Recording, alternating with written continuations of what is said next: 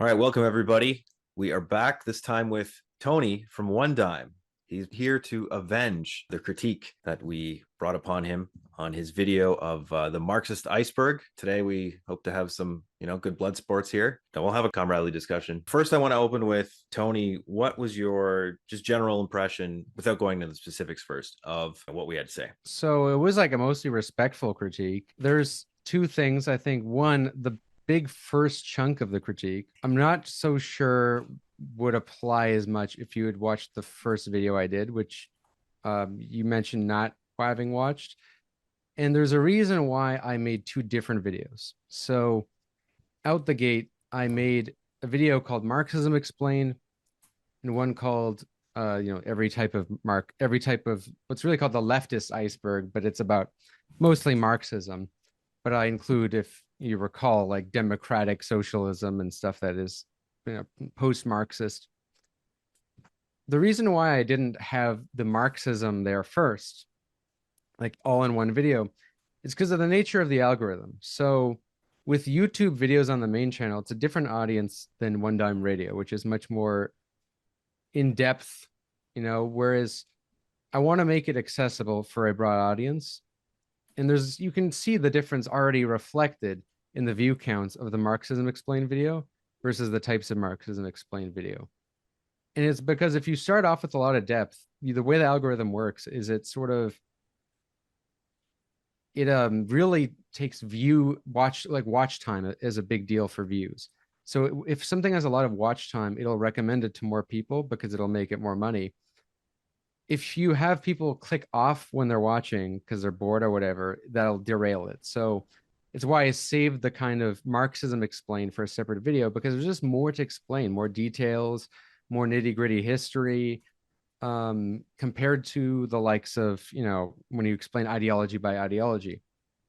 One critique that you had of the video was something that was kind of the intention of the video, which was, looking at these ideologies as sort of, marketplace of ideology, right? And that's why towards the end, I kind of, in a very explicit way, say this is actually a very bad way to think about ideology.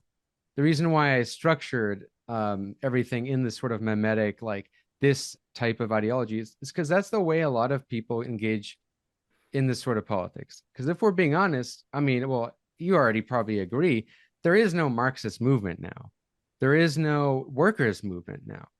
So the way a lot of people are rediscovering socialism is through the internet. And it's a lot of people who get introduced to these ideas in the academy or the internet or whatever, and they hear these labels and they're confused as to what they mean. So it's for the search terms, right? People are looking at Marxism-Leninism, Maoism. I wanted to make the video that at least wouldn't be made by a kind of partisan Stalinist or a Maoist or a left com or some like very niche sectarian group that would portray these tendencies in their own view. Because the thing about it is, I'm someone who engages a lot with Marxism, but I don't consider myself even a doctrinaire Marxist, let alone a communist.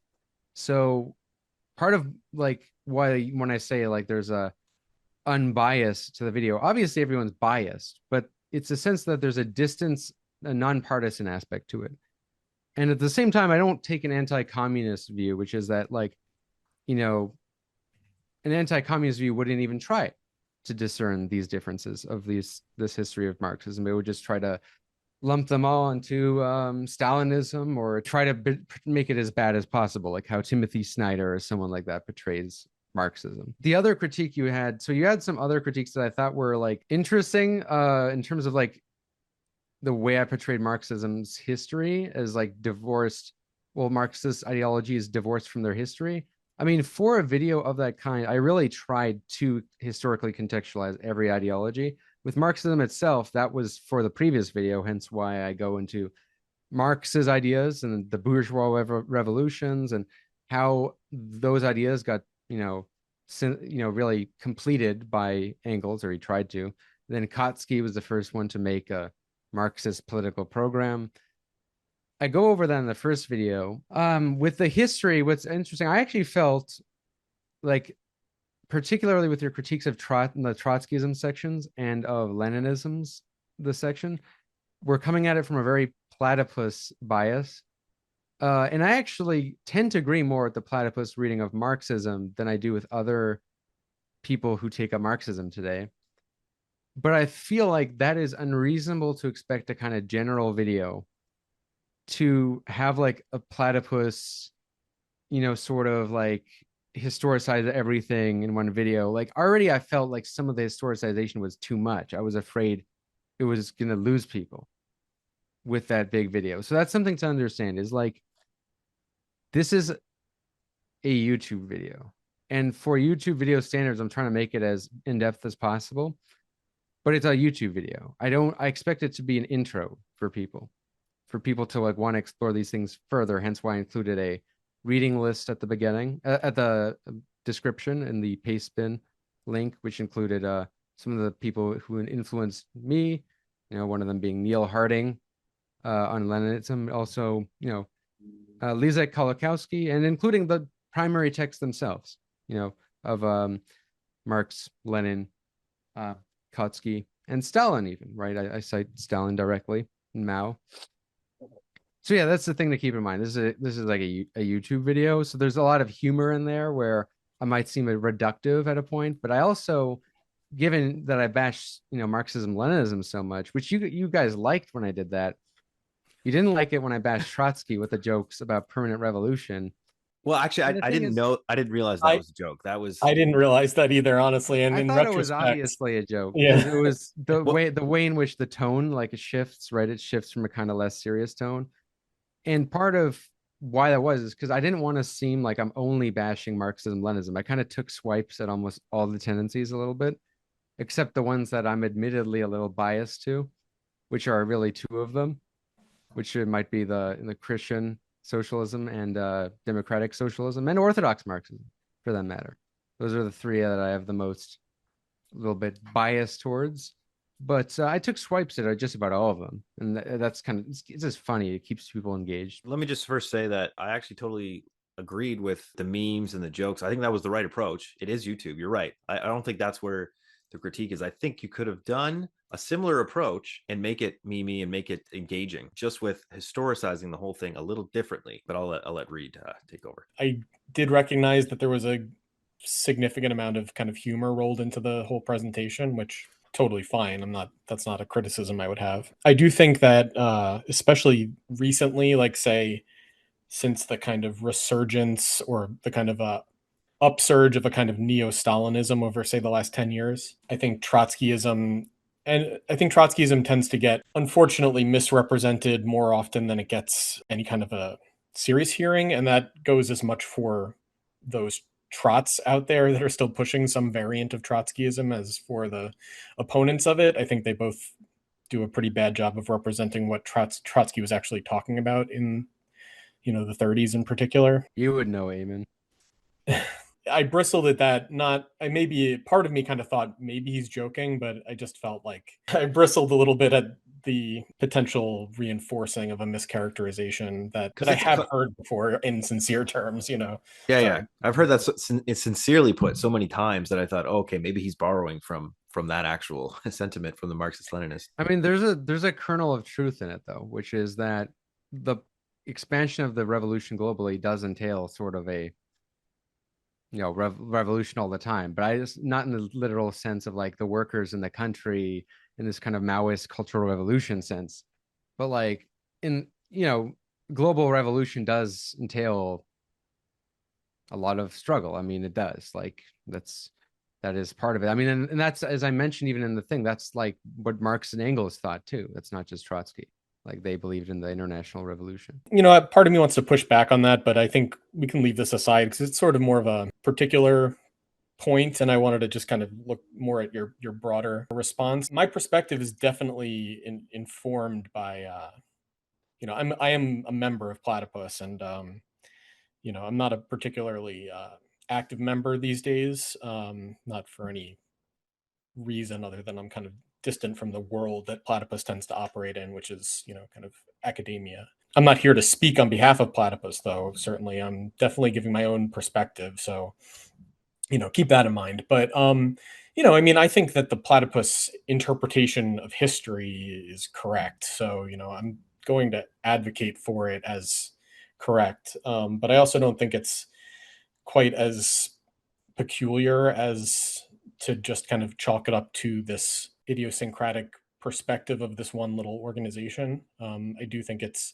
fundamentally rooted in the kind of classical Marxism of Marx and Engels, of Lenin, Luxembourg, and Trotsky, what Platypus calls the Second International Radicals, as well as in the Frankfurt School, which gets to sort of some of the more unique aspects of Platypus in the so-called Platypus synthesis of these apparently disparate threads of the left that kind of branch out in terms of Trotskyism in the Frankfurt School. But what the reason I'm bringing this up is because I shouldn't have given the impression, if I did, that you were kind of neglecting historical context in general, because you certainly did do a lot of diligence in presenting a kind of robust contextual picture of what all of these various deviations is my prejudice, my bias talking, but all these various tendencies, how they arose and their context and everything. And, I think there's definitely something to be said about that. In terms of,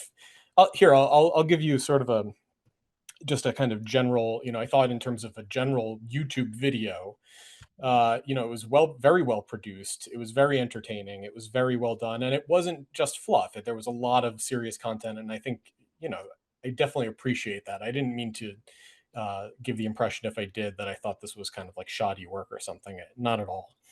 It's very, very impressive. I wish I could make videos like that, honestly. I definitely don't have the capacity to do that. My criticism is maybe a little bit more, you could say it's sectarian if you want. I mean, I guess in a sense it is. Or it's certainly very, comes at this from a particular angle, which is, I have this perspective that in some respects, at least, is inherited from Platypus. I think it has other sources as well.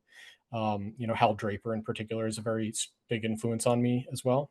I have this perspective that Marxism essentially ceased to exist in the 1920s.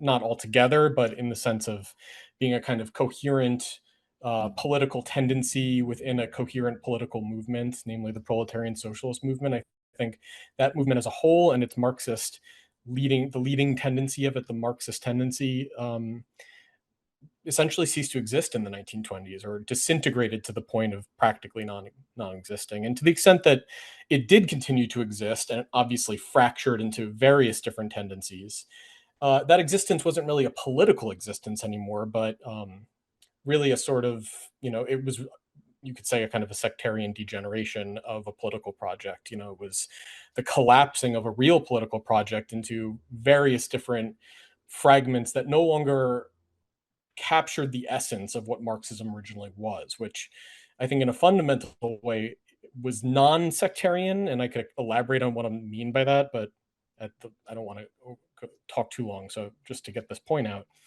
I think the really existing socialisms, the various varieties of what Eamon and I were kind of broadly referring to as Stalinism, it's not that there aren't real differences among those tendencies, that there aren't disputes, that there aren't all sorts of, relative, developments relative to circumstances that are worth taking into consideration.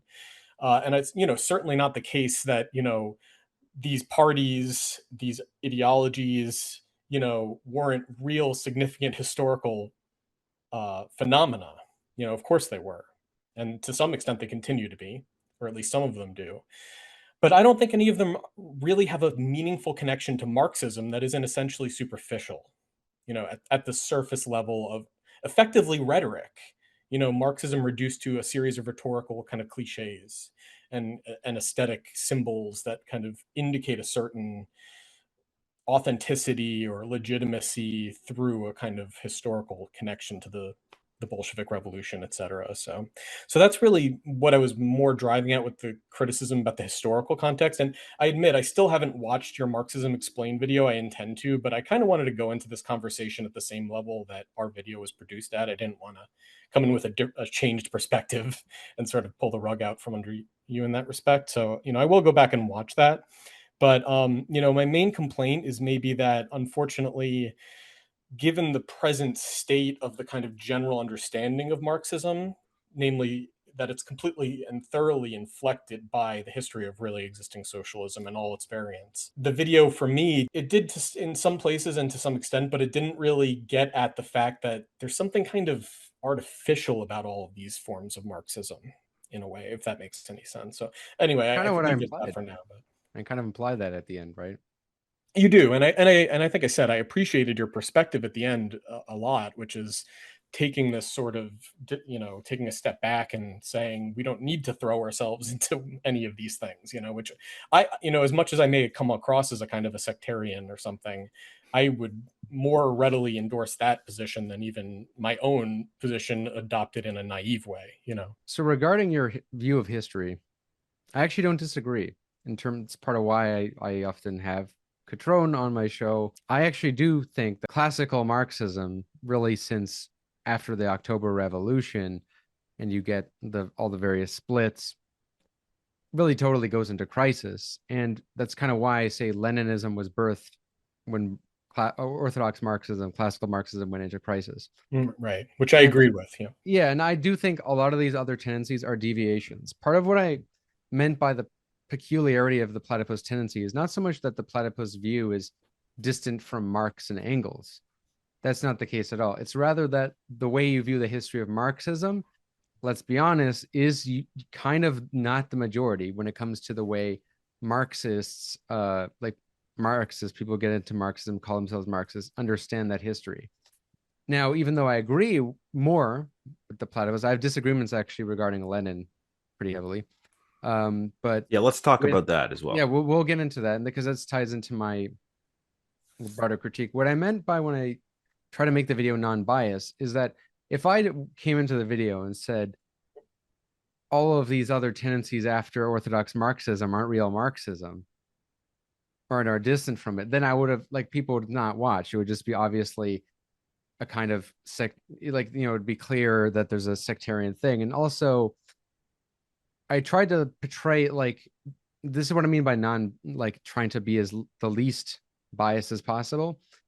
When it comes to why I separated Leninism in its own category from Orthodox Marxism and from Marxism-Leninism is because you have Leninist tendencies that are not Marxist-Leninists. Like people often Platypus embrace Lenin, although are they Leninist? Right? Not really. You have Trotskyists who embrace Lenin. You have also people, at the Marxist Unity Group who embrace Lenin but not Stalin. You have Bordiga who embraces Lenin but not Stalin. Leninism, and there's many Marxists who didn't embrace Lenin, plenty, and if not didn't embrace him, if they didn't outright reject him like how the councilists often did, they would have tense disagreements with, like Rosa Luxembourg, for example, still being broadly similar but having pretty big disagreements, because Leninism, as it governed, Lenin, who the man who is the statesman, does represent something quite separate, very different in many ways from Lenin's broader thinking. And Lenin's thinking, though, does add a lot to Marxism. So this was one of the core disagreements we had. I do think Lenin was a Marxist in Russia. That's kind of why I emphasize that Leninism, he didn't see himself as a Leninist. But I use this category of Leninism to discern, what are these ideas that Lenin brought forth and then that got embraced by the Bolshevik party that's, later turned into something under Stalin. But these were a set of ideas that was a break from Orthodox Marxism in all sort of ways. One, when it comes to imperialism, a lot of the ideological innovations that are added. I mean, the vanguard party itself, right? It is in many ways adding to Kautsky's idea of the mass party, but the ideas of democratic centralism and vanguardism are, Leninist additions.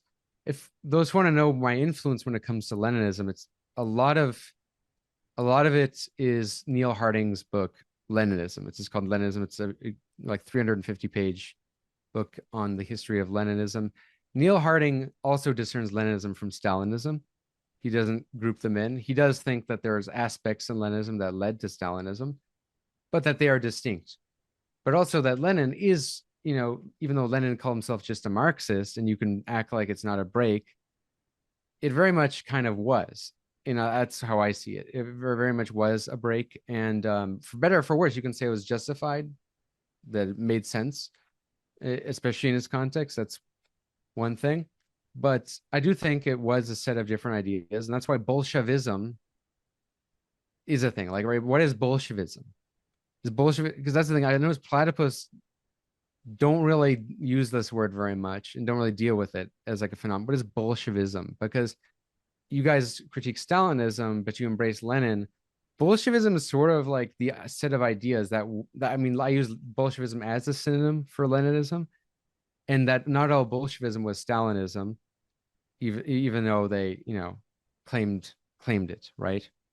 Of course, Stalin liquidated over half of the original Bolsheviks, but yeah, that's so. Like, my first disagreement is that you seem to say like portraying Lenin as a break is misleading, that he's like part of the classical Marxist tradition, and that's Leninism is a Stalinist invention.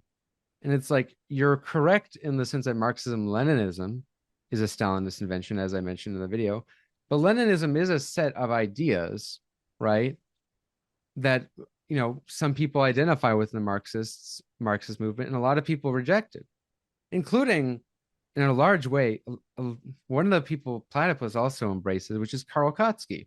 I mean, Karl Kautsky very much splits with Lenin over a lot of things, largely over the issue of democracy. So does Rosa Luxembourg. They both come to change their minds later on, though, about that. Yeah, but not in terms of the question of democracy.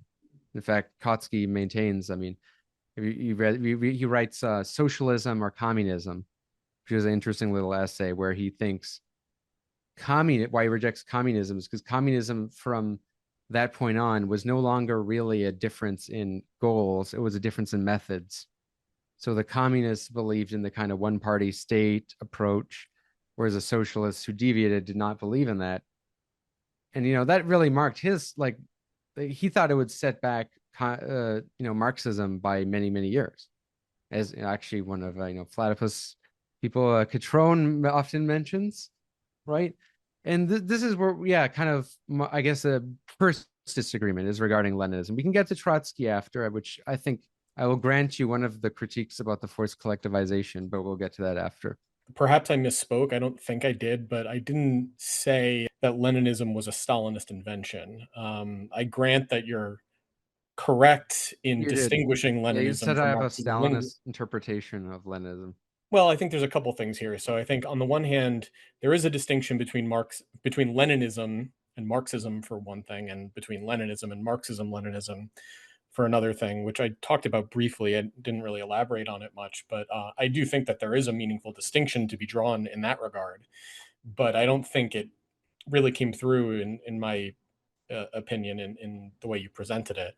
And I think part of that is because the way that you characterize Leninism, again, I grant to you that from a Stalinist perspective, there is no distinction between Leninism and Marxism-Leninism in a certain sense. It's that the way you were characterizing Leninism is mostly, if not entirely, in line with the way that the Marxist-Leninist tradition understands Leninism. I actually think the opposite, because that's why I say, like, Stalin coined the term Marxism-Leninism, right? And how after, like, the Leninist section ends off, I said from there was a split on how Leninism was interpreted. You had those who believed that Stalin had betrayed, the vision of Leninism, and then those who believed they were the truer inheritance, which are Trotskyists. So I go right into Trotsky after Leninism, then I go into Marxism-Leninism after, for that reason. Because no, like, I don't take the Marxist-Leninist view at all, that Lenin, like, that Marxism-Leninism, Leninism are the same thing, because then, or else you wouldn't have Bordegists, you wouldn't have all these other Leninists who aren't in line with Marxism-Leninism. But it is nonetheless, like, maybe, I guess, what exactly did you think was Stalinist about the way I portrayed Leninism? Well, I think that the idea that Lenin has some sort of different idea or different set of ideas than Marx, or that Leninism constitutes a kind of a theoretical change from Marxism, whether by addition or revision or what have you, is incorrect. Yeah, Tony, can you outline exactly how you see Leninism being a break? The vanguard party and democratic centralism, for one. Also, his theory of imperialism, and that's a big part of it. I think in your critique, you kind of underplayed the labor aristocracy theory. Maybe it didn't come through in the video enough, but I don't think the difference between Leninism and Marxism was that Lenin was some kind of third worldist who gave up on the first world. That's not what I was trying to say. Like I do explicitly say that the goal was to have the revolution spread. Like the revolution in Russia was supposed to inspire revolution in Europe. But after the failure of the German Revolution, that's when they really start to point to the third world more. But like there is a difference. So like Marx and Engels didn't think revolution was impossible in the third world. They just thought that socialism was going to happen in the first world. They're very explicit about that. Like in the manifesto, like even when Marx writes about the third world, like when he famously writes on Russia, he's not even saying that like Russia has the conditions for socialism. It's that Russia could have the conditions for revolution because they have a radical peasant movement. Same with Engels when he talks about Ireland, like they have a potentially radical movement on the horizon, but not that these countries have the conditions for socialism. Because I mean, if you take like the view of the Marxist view of history from Marx and Engels to like its orthodox interpreters, whether it be Kautsky or Plekhanov, right? They view like, you need the capitalism first, you need the development, you need a proletariat, right? Before you have this preconditions for lower phase communism / socialism, right? So I think Leninism is a bit of a like Leninism is not a break in one sense, in the sense that like the point of the revolution was of the Russian Revolution is not to do socialism in one country. That's that I make that I think clear. It's to spread the revolution elsewhere. But there are a lot of ideas that Lenin invents on the way. So one of those are the vanguard party, right? Which is kind of taking Kautsky's innovations to a different level, which then again made sense for his context, right? Because mass parties in a country like Germany, that still had a little bit more democracy compared to like Russia, where they had to be underground. The idea of having tightly controlled parties made sense as an idea in that context. Like this is a lot of in what is to be done, right? And why Lenin's very skeptical of like freedom of criticism. There's a lot of like these kind of anti-liberal tendencies that you see in Leninist thought already in his works.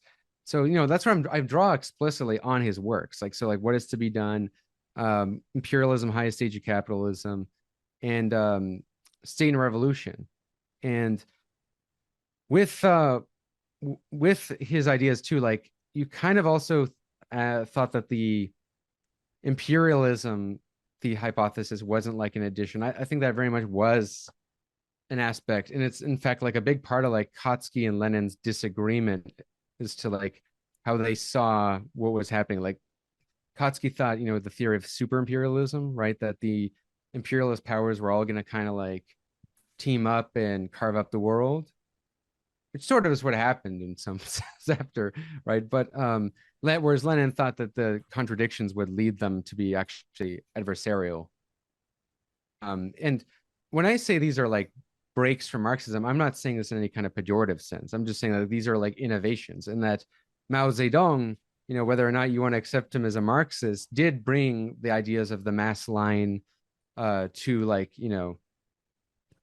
Marxist practice in a way that wasn't like as clear before. Like so there are I think it's fair to say in my opinion that Lenin is very much like adding a lot of new things to Marxism. He's not really that's why he breaks from Kautsky. If Lenin was just part of classical Marxism, there wouldn't be this big departure. Let me untangle a couple things here. So first, I just want to kind of make clear how I would characterize the distinction between Leninism, Marxism, Marxism-Leninism. Well, I think there's two different senses in which you can draw this distinction that are kind of meaningful historically, and they actually kind of correspond to effectively the sort of left oppositionist / Trotskyist perspective of what Leninism means, at least certainly as Trotsky himself characterizes it, as opposed to, say, the kind of what becomes the official sort of interpretation of Leninism under,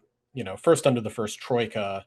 It kind of ultimately evolves into Marxism-Leninism, but it's not initially quite that, or at least Marxism-Leninism as kind of Stalin is formulating it at the time in, say, the first half of the 20s, is kind of one of a few different kind of competing attempts to characterize what distinguishes Leninism from, say, the revisionism or reformism of the Rump Second International, and also the kind of mass of different competing, or not competing, but the mass of different,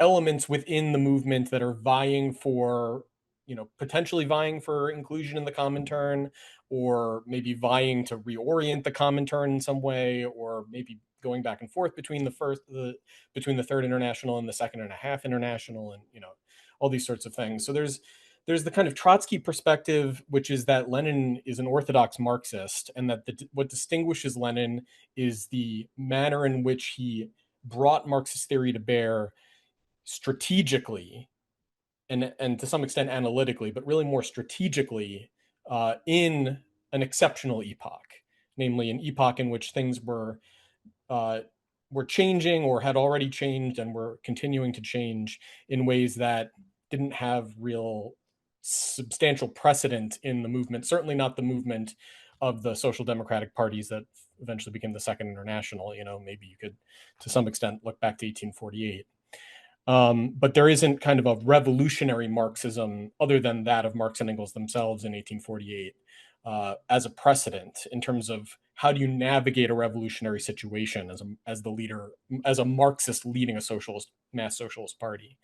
So it's not about theoretical innovations. It's about the application of theory in circumstances that are to some extent unprecedented, and really the strategic conclusions or the strategic adaptations that are made in the course of that. And now, as for just to address this in briefly as I go here, I would say that Lenin's perspective on imperialism is a development of a way of thinking about this problem that had already been emerging in the Second International for over a decade at that point, and that Kautsky is really breaking with orthodoxy, and that's kind of at the heart of Lenin's argument against Kautsky in that pamphlet, is that Kautsky is showing himself to be deviating from his orthodox Marxism, and that this is actually kind of at the heart of the crisis of orthodox Marxism in the when he supported Germans in the war. Right. Yeah, well, I agree. I do agree with that. I mean, it is obviously breaking from the kind of internationalist ethos of Marxism, but that still doesn't that like how does that change though the innovations that Marx? So I just wanted to address that in brief.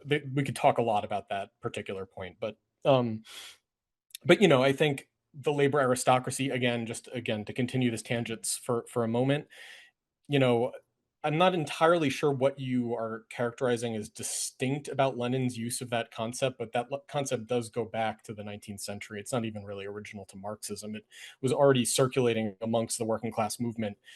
I'm not sure exactly where it first originates, but it was certainly in circulation by the mid 19th century. And and Engels uses it in correspondence with Marx numerous times. Marx uses it in Capital briefly in passing, but he does mention the aristocracy of labor in Capital, and Engels addresses it in published writings, including in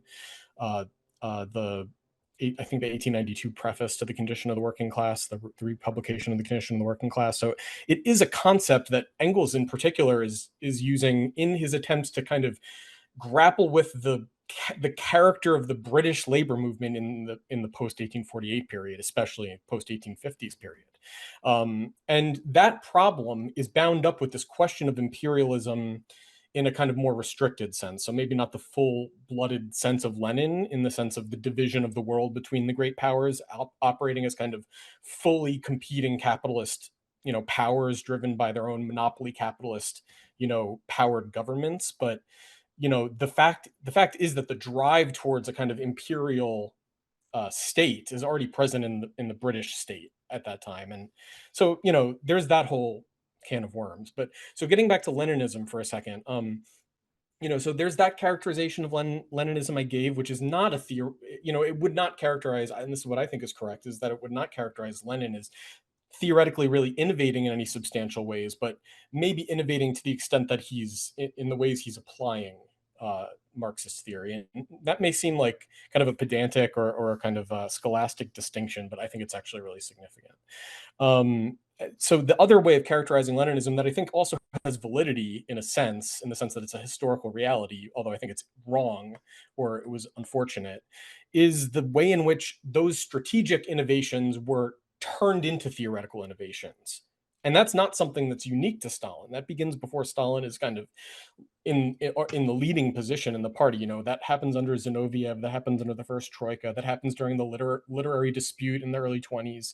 And it's really, more a question, and there is this question that is a real question that the party needs to kind of grapple with, which is how do we characterize our distinct, as I was saying earlier, how do we characterize what's unique about our brand of Marxism, to put it crudely, So was that an error? Was that a kind of opportunistic move? Was that, what was that? I mean, there's a lot of historical questions that, are maybe interesting there. But I think at the end of the day, what you get is what Rosa Luxembourg kind of characterized as making a virtue of necessities, as opposed to seeing them as necessities arising from concrete situations, that are maybe not necessarily what should have been done, but that was the judgment that was made in the moment. And so Lenin, of course, is pretty open about the fact that there were a lot of mistakes made.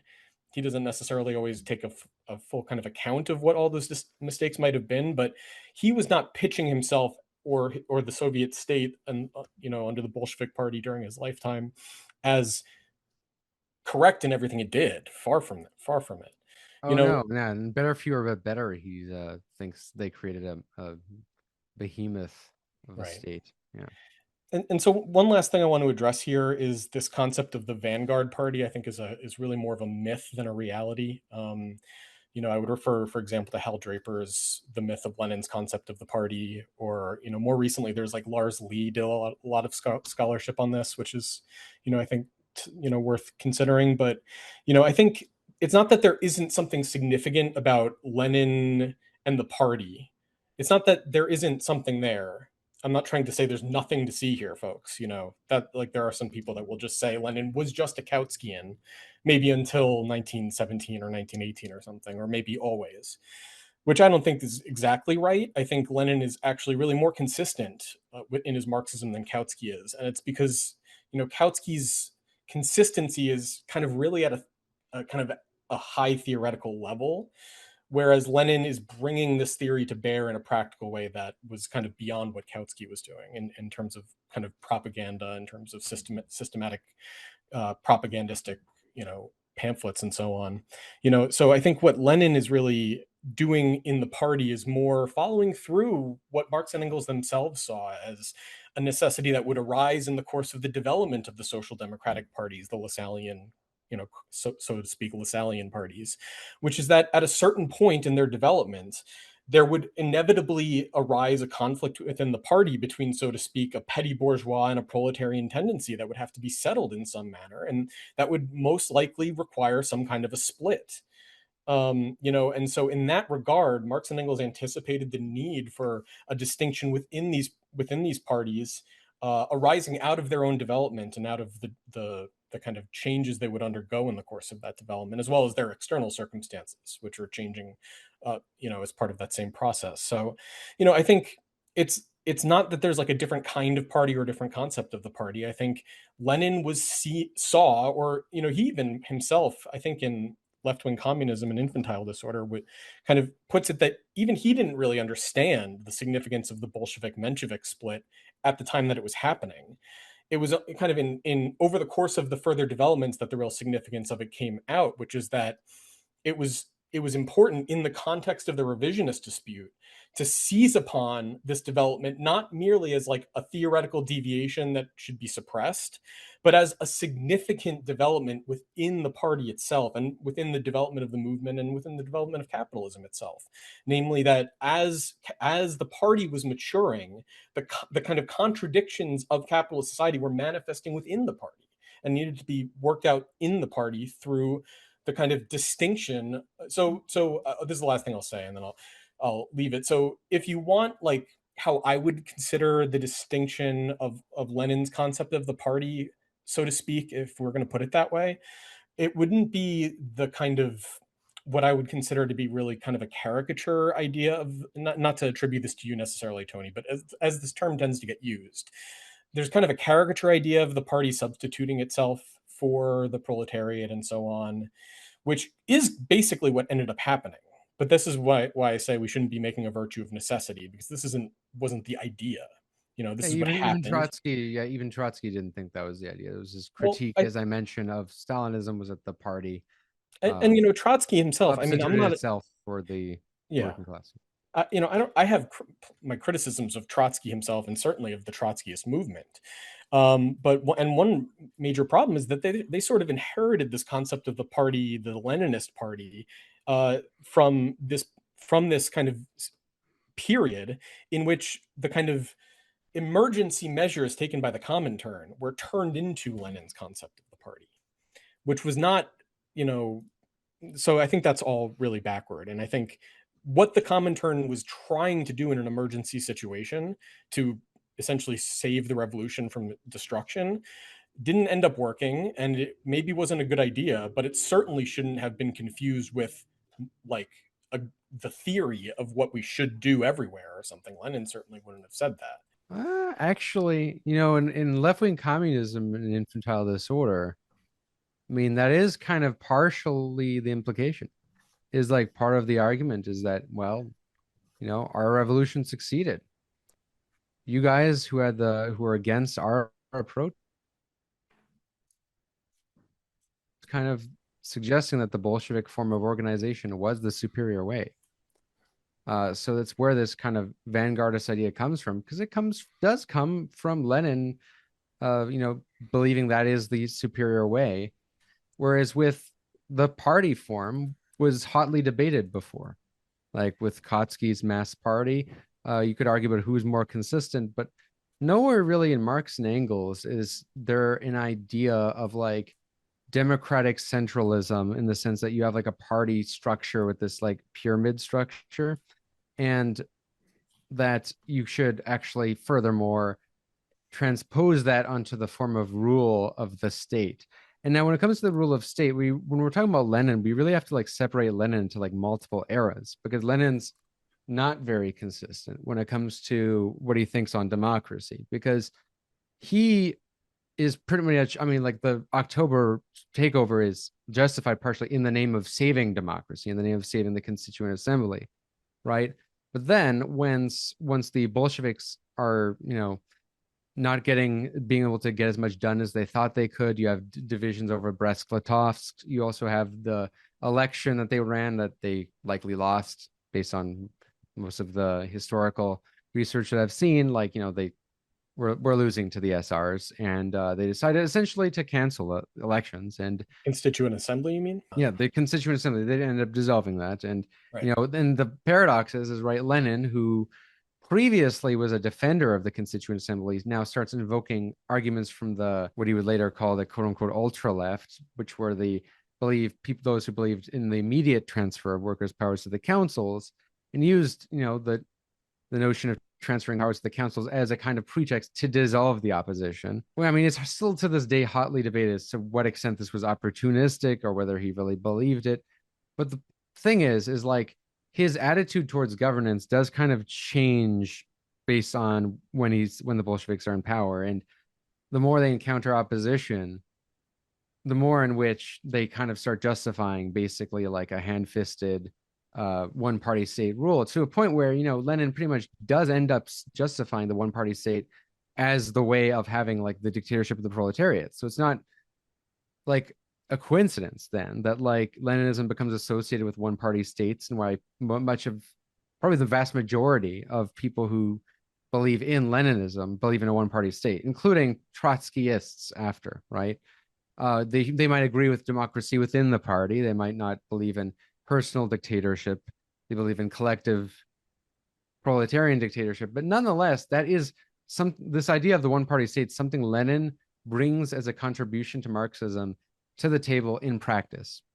And that was not the ideal at all for Marx and Engels. No, like we know that wasn't, and that's why Rosa Luxembourg points that out, right? Like, you know, and Kotze points out, if you keep ruling in this kind of way, you know, you're going to lack the legitimacy to actually rule.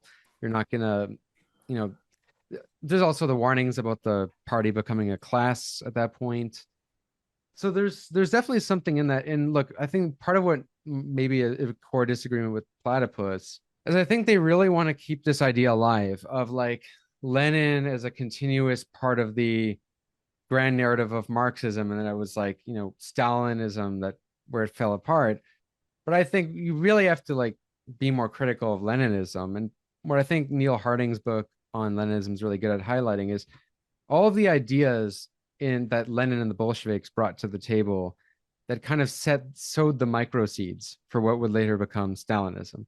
I mean, you could already find in What Is to Be Done a sort of dismissal of like the idea of like freedom of criticism, right? The idea that you should have like different factions within a party, disagreements. Lenin is skeptical. He views, you know, these disagreements as mere ideological veils between the proletarian and the petit bourgeois interests and these various interests. And like this sort of thinking kind of is what later goes into the purge mentality. And you saw it in how Lenin ruled. Lenin very much took any kind of opposition as a sort of friend-enemy distinction.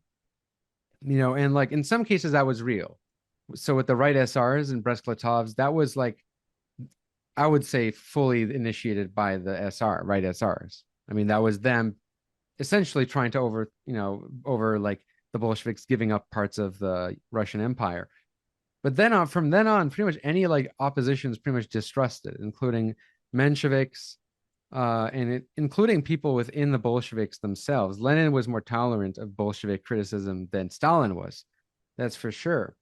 But within Lenin, you really don't get a sense that there's any importance of parliamentary representation or even like or multiple parties.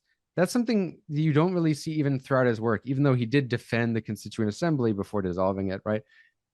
Throughout his work, you don't see the same sort of like emphasis on the importance of like democracy that you see in Marx when he writes about the Paris Commune, right? But when Marx writes about the Paris Commune, part of his like, you know, what he talks about it being an example of the dictatorship of the proletariat. And it's not the abolition of representative democracy into this, you know, other form of pure democracy. Really, like this is kind of, if anything, more of an anarchist idea. I mean, the Soviets are representative. It's a different method of representation, but it's not direct democracy, if that's what you're insinuating. Yeah, no, but like for Marx, he believed essentially in representative government, but with the legislature being the supreme form of rule. And that's what for him, the dictatorship of the proletariat, if it was just the legislature, and if you didn't have property qualifications, which you had in his day, you just would, by definition, get the dictatorship of the proletariat because people are the most numerous. And he didn't believe in the sort of aristocratic and bourgeois checks against that. Whereas for Lenin, that's not really, he doesn't really see that same importance of representative democracy. It's more very much in terms of the class interests in charge. That is what's important for Lenin. And that's why it's not hard to see why you get this leap from Lenin being a defender to the Constituent Assembly to then suddenly deciding that actually it's in the best interest to transfer power to the Soviets. And yes, you're right to say the Soviets are representative, but we all know what actually happened in practice was that they became subordinated to the state, and they became an appendage of the party state, really. And that's something that happened under Lenin far before Stalin. You could just say whether it was justified because of X or Y. Even that's questionable in my opinion, actually, but a small sliver that like all the Trotskyist historians always like leave out, which is 1918 to really 1918 to 1920, which is when the Bolsheviks are centralizing power into one party state before actually a lot of the Western powers start really backing the White Army in the way that they do. Like in this, where you get like the real civil war. Civil war happens technically immediately within the after the Bolshevik takeover, because you have Brest-Litovsk, you also have Kornilov, White Army, but there's still like a very small force. You have the cadets. You don't have this situation where the Bolsheviks have to have like a complete siege or war until really what happens is when they kick out all of their opposition from peacefully contesting power, which is when you get this mass defection of people not wanting to participate in the Bolshevik government. So you get like the Mensheviks, much of them don't join the whites, but they leave. They don't want to participate in the Bolshevik government. You get that with other factions of the SRs too. But the point is like, once you left no option to peacefully contest for power, you had a situation where many thought the only way to contest the Bolsheviks was to contest them violently. And that's the part of the history that I think those who want to like keep Lenin in the legacy and portray it like, really where the dissolution of Marxism started with Stalin, they leave that out. Because I take the view that while Leninism, to sum up, is different from Stalinism, it was kind of like what sowed the seeds for it. And that's why I think it is like a break from Marxism in many different ways. We kind of didn't get to the labor aristocracy thing, whether like that, because that's like less important. But I will say maybe part of what the video could have done better with that point, so to maybe grant you a bit on labor aristocracy, is I no way think Lenin was saying that the first world workers are not revolutionary. So if it came off like that, that would be maybe me not putting enough salience. But I think that given that he thought that this was supposed to spread to Germany, then clearly he did think there would be a revolutionary proletariat in the Western world. But what was a unique thing in the imperialist theory was precisely how he envisioned revolution happening, and with imperialist powers going the way they did. And I mentioned labor aristocracy there, not so much to say, this was like the biggest deviation from Marxism, but the labor aristocracy idea, right, is what gets used by Stalin to then, say national liberation is like actually more important than the international proletarian revolution. And then it gets used by Mao to have the three worlds theory. And so that's just, I'm trying to like explain a lot of ideas all at once here. And of course that's going to be imperfect. Look, Tony, I think a lot of what you just said, I would really like to push back on some of it quite strongly. But, in the interest of time, I think I'll just kind of generally say, I think a lot of the way you're characterizing Leninism, or what's original to Lenin, and certainly the aspects of Lenin and Leninism that kind of become precursors or, feed into the development of Stalinism, are, I would say tendentious and, not, I think a lot of it is kind of mischaracterizing things, not in the sense that there's not truth in it, but in the sense that I think you're doing exactly what I was saying kind of official Leninism tries to do, which is make a virtue of necessity, which is turn things that were not kind of necessary, consequences of Marxist theory or of Leninist theory or something, but rather strategic judgments in an extreme situation into kind of fundamental tenets that must be obeyed in some sense. And I just don't think that's the way Lenin himself understood what he was doing, or how But he what do you talked mean about though? what he was Like doing at that, the time. I think that, because that's part of my point, is that wasn't, I don't actually think the one party state in the way that it developed was necessary. I don't think that. That's kind of my point in highlighting why I don't take I know there's a lot of Trotskyists will critique Stalin, but they'll act like Lenin's concentration of power was like all like necessary because of the Civil War. But with the Civil War, they skip out a lot of buildup there. Well, I agree with one thing you said, although maybe for different reasons than why you said it, which is that the period from 1918 to 1920 is neglected generally.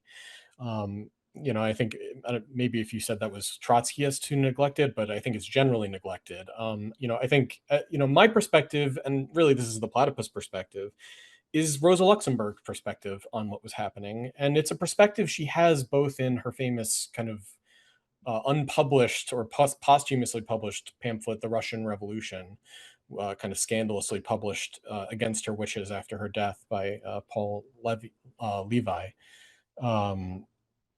But also in the article she did publish, The Russian Tragedy, they differ in details, but the kind of ultimate argument she's making in both are essentially the same, which is that whatever mistakes or errors in judgment Lenin and Trotsky are making in Russia, and they certainly, in both articles, she points out errors. In the first one, she would retrospectively realize a lot of them were based on kind of dubious reporting that she was receiving while she was in prison. But in both articles, she's kind of seeing all of these problems with what's happening in Russia, and her perspective at the end is the fact of the matter is that the Bolsheviks have been put in an impossible position that cannot be resolved within Russia.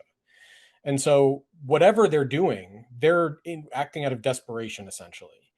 And the reason is because the problem that's being posed to them in Russia can only be resolved in Western Europe, specifically in Germany. And the fundamental problem with the Russian Revolution is that it's being hung out to dry by the German proletariat, the international proletariat more generally, and more particularly by the abysmal conduct of the leadership of the proletarian movement, who abandoned their revolutionary bona fides exactly at the moment when it was necessary to show them. So her perspective is that whatever is going wrong in Russia is not because of what's happening in Russia, but because of what's happening in Germany, or what didn't happen in Germany, or what unfortunately ended up happening, with the German Revolution and with the subsequent attempts at reviving the prospects for a German Revolution up until 1924. But also the prospects for revolution throughout Europe, even in the period of, kind of post-revolutionary kind of return to normalcy, so to speak. Mm-hmm. The real crime, so to, not to, maybe that's a kind of I don't know if that's the best way to put it, but the real crime is not on Lenin's head. It's on the head of the leadership of the proletarian movement in the rest of the world, essentially. And again, that's not to exonerate Lenin from any kind of mistakes. But, I've read a lot of Lenin, and maybe you have too. I'm not saying you haven't. I haven't read Neil Harding's book, but, one thing that we pay very close attention to in Platypus when we're reading a lot of these texts is how these people, how Lenin, how Trotsky, how Luxembourg, etc., how do they understand themselves, and how are they talking about their own reasoning, and how they're applying their understanding of Marxism in practice in the judgments they're making in the course of the development of these historical events. And in my experience, and let me come back to Platypus for a second, because it's actually relevant here. In Platypus, there's really three, but there's kind of two really fundamental things we do. We do a reading group, this really long reading group syllabus that lasts the entire year, and kind of is meant to give a kind of introduction to Marxism in a kind of very broad sense, but also in a very particular sense around the so-called Second International Radicals. And we also do things like panel presentations and other engagements with the existing left. And we try to curate or host the conversation with the existing left. And we have the Platypus Review for that purpose as well, for example. And the point of those two activities is that we look to in the reading list, what we're reading are the things that all the people on the left read. It's what you referred to. It's what is to be done. It's the state and revolution. It's imperialism. It's left-wing communism. It's like these canonized texts among leftists. So this is what these people, if they're reading anything from these figures, this is what they're reading, if nothing else. And we do that so that when we engage with the left, the existing left, the dead left, as we call it, so that we're able to kind of cut through the fact that all of these people have the same reference points, but they're looking at things in fundamentally different and often irreconcilable ways. And so what is the kind of historical rock on which this thing shattered into a million pieces? And what kind of light does that cast on the left today? And so one of the things I learned in Platypus in the course of doing this is to read what Lenin is actually saying and how it's being regurgitated. Maybe it's not a very polite way of putting it, but how it's being really regurgitated by the leftists over, the present day leftists, the old new leftists, et cetera. Like, how is this stuff being digested or not digested? And one thing that I take away from that, and again, I can't really address everything that you said in detail at this point, but my broad point would be, I feel like you're really kind of putting forward the understanding of Leninism that comes after Lenin. And it's not, in my opinion, really reflective of how Lenin understood these things as they were happening and as he was making these judgments, and how he understood their relationship to his Marxism and what he understood Marxism to be. And so there's a lot on the table there, and there's more I'd like to put on, but I'll just leave it there in saying that, I don't think you're wrong exactly. Like, I feel like I really understand where a lot of your perspective comes from, but I feel like there's a problem that it doesn't really square with. First of all, it doesn't square with the way everyone looks at Lenin. That may be more homogenous these days, but even 15 years ago, there was a lot more dispute about what exactly Leninism meant amongst Leninism leftists. rediscovered. I know what the cosmonaut people are trying to do. Yeah. They're trying to do that too. Look, here's the thing though. Okay, so our With core that's a fair point you brought up. Okay, wait, do you want to say something before? I just want to throw in one concrete example to Reed's general Okay. interpretation here. You mentioned Lenin dissolving the Soviets. It's like, why did that happen? No, the Constituent Assembly. The Soviets is who he handed power to, but they got right. But why did they lose power? The working class was basically obliterated in the course of the Soviets got subordinated before the United States even sent troops. Actually, the Civil War was already going on. Who joined the Soviets? Because the membership exploded. Well, yeah, part of because you have a lack of ability to contest in the Constituent Assembly. You have a lot of people from the rival parties join the Soviets, so that's why they start they start policing the Soviets as well. And you see this urge throughout, really, the Bolsheviks. I mean, it's to control things on behalf of their party. I mean, this is undisputable. Like, that is a feature. I think what Eamon's getting at, maybe if I could venture, is that there's a sense in which the hollowing out of the Soviets, so not leaving the Constituent Assembly aside, but the hollowing out of the Soviets into essentially instruments of bureaucratic rule, was not simply a top-down measure or series of measures, but it was kind of a bottom-up problem that the Bolsheviks were confronting, which is that there was not this, there was not this dynamic working class movement availing themselves of the Soviets. It's not that they were doing so as against Bolshevik rule, or to the extent that they were. The fact is the situation was conditioned by the dire straits in which the revolution was left, and so.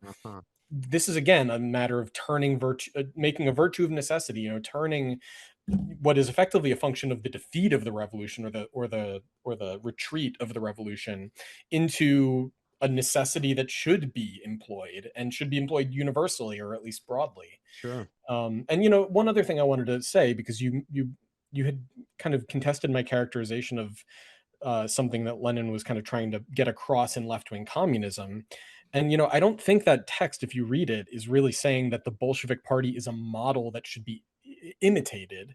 He's trying to explain, especially to the kind of left deviationists, that our judgment was the product of a long period of experience in revolutionary politics, that the people he's addressing, you don't have this experience. That's what I said. That's kind of my point. I felt like you were saying that maybe you weren't saying this, but it seemed to me that you were kind of saying that Lenin was putting forward the Bolshevik Party as a model, as opposed to. That's the implication.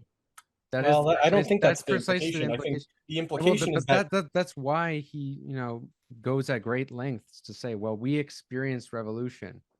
But the argument is not that therefore you should imitate what we did or what we're doing. Not exactly, but part of the whole polemic is against those who believe in the more democratic approach. That's like a big part of it. In left-wing communism? Yes. Where he's arguing that they should participate in the reactionary parliaments as against the left. So he's there's a polemic against the the ultra leftists who don't believe in any participation, but there's also at the same time a defense of the kind of siege socialism that ultimately is already starting by the time he's writing it. Because right, like left-wing communism is written when, like it's like the first. It's like you can look at Student Revolution and left-wing communism as like Lenin before and after tasting power in some sense, like after really tasting power. Because Student Revolution is also after, but like it's not till after really the revolution where you get his shift, his like rightward shift. I mean, it's almost the exact perfect example of like people campaign on the left, govern on the right. Now, look, I just want to lay out my cards here. I actually think the Soviet democracy model was always that was always a bunch like that was never going to work. I tend to side more with Kotsky on a lot of matters is because he was very skeptical of that kind of approach. He believed in the representative approach much more. He saw councils as important, but not as the governing structure. And the thing about Lenin, which is interesting, it's like neither did he exactly. I mean, he said all power to the Soviets, but when doing the revolution, the justification's in the name of the Constituent Assembly, which he later dissolves when it's no longer convenient for the Bolsheviks to hold down the power. And I think there's a certain realpolitik that I think's missed a little bit in your analysis, which is you're always pointing to like the way Lenin, Luxembourg understood themselves. And I think that's a fair point. The way they understood themselves is very different from the way that people who invoke their ideologies today and claim to be Leninists. Well, even within a few years of their deaths, I mean, let alone well, yeah, Stalin. But look, but also the so-called Luxembourgism, Sure, well, which to the extent of what it was when it was that even ever a thing, right? In Luxembourgism, but no, it wasn't. Yeah, exactly. Go on, sorry.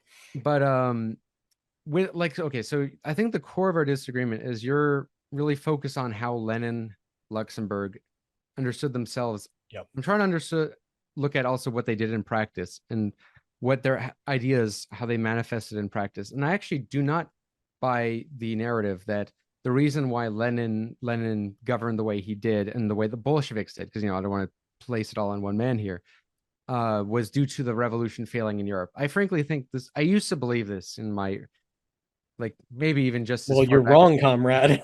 No, so I think that's Pope, because I think the idea that just the revolution failing. This is ABCs of Marxism. No, but it's very convenient. Look, I think this is a very convenient way to not look at the very big flaw in the fact that Bolshevism has a horrendous political theory of governance. Absolutely horrendous. See that theory. I don't know where that theory is unless we're talking about an. I think a great workout would point to a great. Well, that's part of why they had Marx and Engels didn't lay out a theory of governance to begin with. Neither did the Bolsheviks. So they kind of made it up as they went.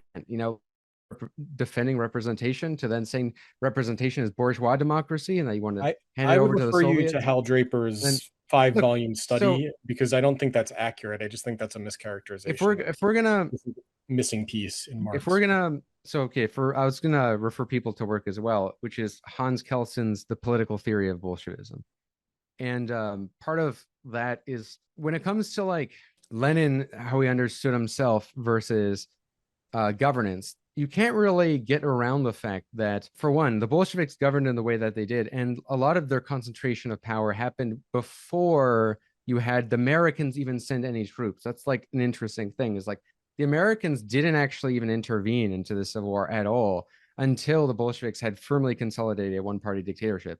That's not me justifying something or not, but when I first learned this was actually in the book called 1917, and it's the one with Wilson and Lenin and the cover talking about like one of the biggest years that transformed the world. And I was kind of shocked, even like looking at that fact, and like, why didn't I never hear this perspective? So that's what challenged me to look at that little overlooked part of history, because before my knowledge of Soviet history was a lot of like China Mieville, Neil Faulkner, People's History of the Russian Revolution, and Trotsky himself, right? His work on the Russian Revolution. And this is like left out completely, like this fact that the Bolsheviks did govern in ways that consolidated power in an ultra centralized way before you had the Civil War happen. And look, the failure of the revolution, I also fail to see why you need the revolution to succeed in all of Europe for Russia to just not be a totalitarian, for the Soviet Union to not become a totalitarian project. Like, I don't think it had to become a totalitarian project, whether or not you had the revolution succeed everywhere. I mean, like, I just think this is a kind of non-argument. Like, really, you need the revolution to succeed everywhere for the system to not have infinite checks on power, which goes to Hans Kelsen's critique. So his critique on the political theory of Bolshevism is interesting because he has this he talks about the kind of total state and how in Bolshevism there is this view that like, okay, you want to abolish the state eventually, right? To wither away as class conflict withers away, and you believe an international revolution is a precursor to that. The problem, though, is that if you think of the state in this kind of total or not, or as opposed to like a limited state, the way like liberals or Republicans in your name, Labor Republican, would view is a kind of a limited state with checks, which is what for my cards what I believe in. The idea, the Bolsheviks took the kind of, in many ways, Marx and Engels' view, but subtracted the parliamentarism aspect, the representative aspect, and really focus on, yes, we want to overcome the state, but we need the revolution to spread internationally. The problem is if we take this logic to its conclusion, it means that you have to essentially have the revolution spread before you can, actually start having class conflict dealt with in a way that you can allow the state to gradually wither away. That's Marxism. I think that's totally wrong, and it has been proven to be the biggest failure of an idea ever. Because if you need to wait for international revolution just to prevent your state from not becoming totalitarian, then that's a flawed ideology, my friend. Wait. The thing with communism is this having this goal that's so like stateless, classless society. It's like I would say like almost impossible goal that's so far in the future that unless you're an anarchist and you believe in the shorter term, you want to go to that. You end up kind of using that goal as a justification for further concentration. Because if it's about the international revolution, well, what happens when that fails? You need to protect the revolution. So then you need to start actually expanding the state, which is why Lenin creates a Cheka. By the way, Lenin creates a deep state before the United States does. That's a interesting little factoid there, is like, really like the Bolsheviks pioneer such a powerful state that it inspires, the Italian fascists. Like, the Italian fascists really, Mussolini praised Lenin up until really Brest-Litovsk. And Mussolini was a Marxist. Yeah, Mussolini was a Marxist. Yeah, and I already know you guys know this is for the audience. That's another thing. Keep in mind, like I know you're already familiar. He was a kind of Marxist anyway, if there are kinds of Marxists. Sure, rejecting all the internationalism, all the communism, but then they kind of like the totalitarian state, which is why Mussolini coins the term totalitarianism, Stato totalitario. And he likes that idea, except he thinks it should be like a nationalist project as opposed to this international revolution. But then again, so this is my point being is that there's the ideas, right? The idea of like you need the international revolution to succeed, or at least in Europe, in order for socialism to happen, and you need classes to dissolve for the state to be weathered away. I think this framework is this, huh?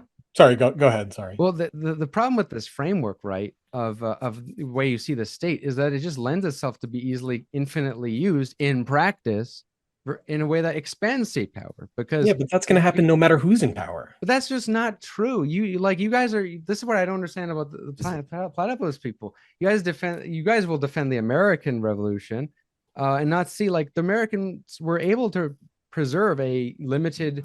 A state that was much more limited compared to the Bolsheviks, despite being in a kind of siege mentality where you have, the British and you have. It's because of their economic place in the development of world capitalism. It's not a consequence of the ideology. Okay, but look, you know why? I think, yeah, that's the thing. I think you were trying to say like my view is the Stalinist view. I actually think that this view is where you are complicit in the same thinking as Stalinists, which is this idea that the international revolution, because it failed, is why the state developed the way it did. I think it did not have to develop the way it did. And like the biggest proof why I think this is utter bullcrap is like if you look at the way all of the, I know you don't support Marxism-Leninism, but all of them, the Marxist-Leninist regimes that were implemented had a kind of similar form of state, including the ones in the very developed parts of the world, like East Germany. Yeah, they were taking their cues from Stalinism. Sure, but like my point being is that your claim that the reason why the state developed in this totalitarian way was because the revolution didn't succeed in Europe. That's a hypothesis. That's What we not have, really my claim, though. I mean, I feel like you've been going on a lot. but what do you mean? without Like really that's what addressing what I'm but that's saying. kind of what you keep saying, is that like, oh, well, the problem is that the revolution didn't succeed in Europe, and that's why he was left with this. But like, what do you envision happening? Like, how would it not matter of the way they governed? Like, in governance, I think, respective of class, this is the thing. I think, honestly, I think Marxists are too a little bit narrowly ideological and neglect like basic political science. Is that regardless of your ideology, you know, it is really hard to figure out good governance. Like, the countries have been trying to dabble with how to govern a state for so long. I mean, many countries can't figure it out till a long time, and that's very difficult. So I think the Bolsheviks really, you know, had a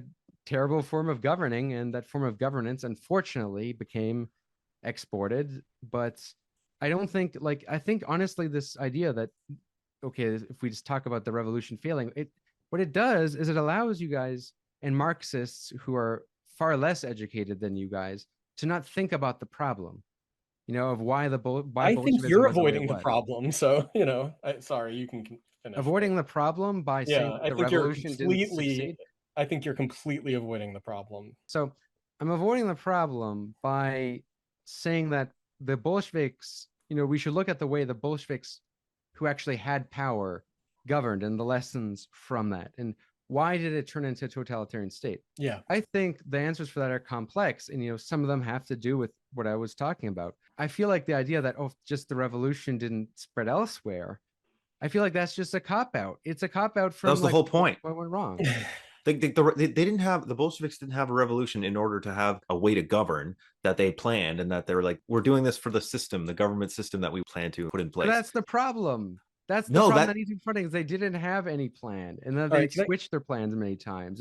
And why would that? Why do you guys think that would have necessarily not happened if the revolution? Well, I'm very eager to explain. The whole point was to inspire the German Revolution and the European Revolution, also to avoid the fascist takeover that was kind of impending with, you know, Kornilov and whatever. Also, they were in a holding pattern the whole time. The whole Soviet Union was a survival mechanism. It was never like, this is how we're going to govern. This was us surviving and holding off hope that the revolution happens. It wasn't like, here's the system we're going to implement. And even if they tried to formulate that idea ahead of time, it wouldn't work anyway. When you're saying the system, that my precise point is that they were a multi-party, they were attempting to govern through multiple parties, and the Bolsheviks just could not handle. But the point wasn't that, though. The point was to bring the revolution. The point wasn't to create a multi-party. No, I know that. I'm aware of that, but that's what I'm saying, is just because the revolution didn't spread did not entail them having to basically have a one-party consolidation, and especially the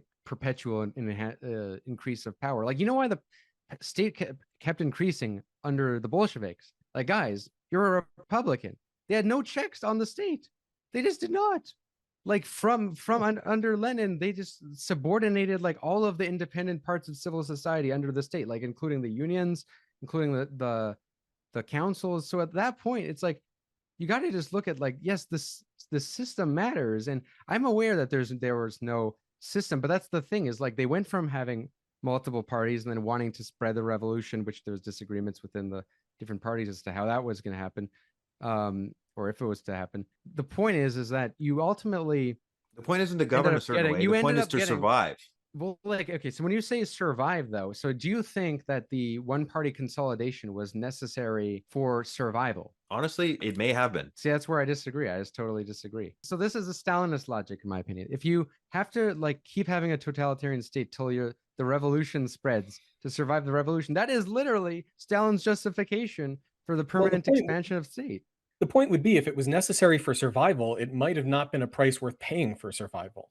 In other words, it might have been better for humanity, in the sense of the achievement of socialism, for the Bolshevik Revolution to have been militarily defeated in the Russian Civil War. You know, maybe survival wasn't the best option. Maybe a martyrdom in the vein of the Paris Commune would have been better. That's not something they could have opted for, obviously. So that's the thing. I totally disagree. One of the reasons suicide was not on the table. One of the reasons why the Bolsheviks even were able to survive the Civil War when it actually happened, you know, when the foreign powers actually intervened and sent all those troops, was because the vast majority of SRs and the Mensheviks especially did not join the sides of the whites in practice. if they did, you would have seen a far worse like situation for the Bolsheviks if they were able to really get people to fight against them. They kind of didn't want to support the whites. They didn't want to support the Bolsheviks either. And what you get is, I mean, like what that shows you is ultimately like there was a possibility in which at least you could have parts of the opposition contest for power in a way that you would a multi-party system. I mean, you have to have a way of dealing with factions. Part of like, I think the founding fathers like were great on this, is that, you know, they understood there was different interests, like very incompatible interests, in fact, between different parts of the United States and different ideologies. But you had ultimately to find a way to settle what were like disagreements. And meanwhile, of course, you have to put down things that are like, if you're just going to have revolts against the government, they put down the Shays Rebellion.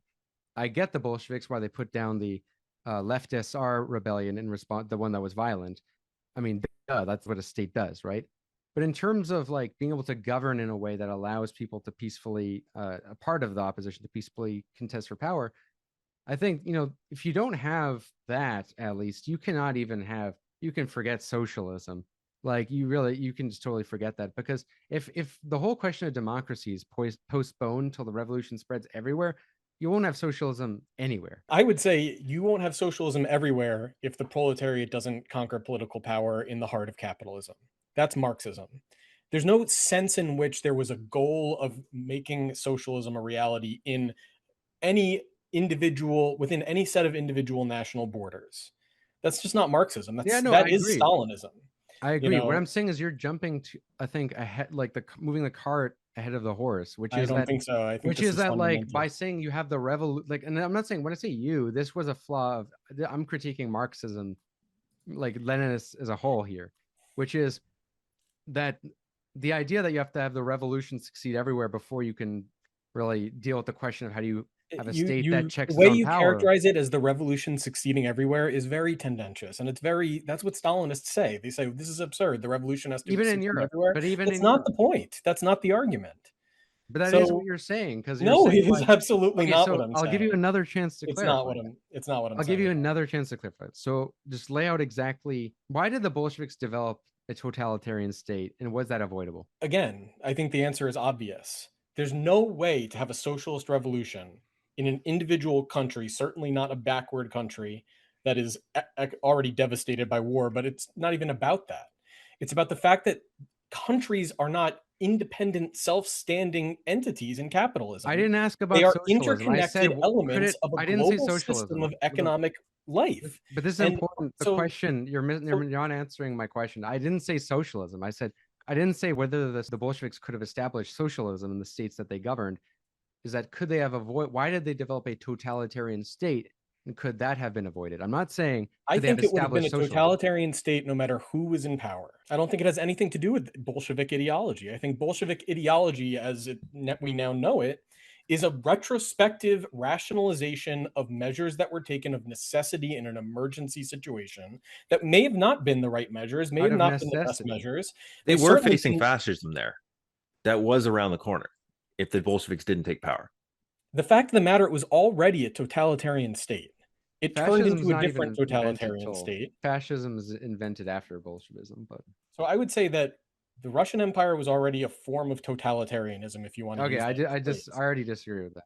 Okay, well, well, that's quite strange, I think. But I don't, when I say totalitarianism, it's not a moral thing. It's just like an objective function of like how a state is, like, which is, you know, total control over civil society.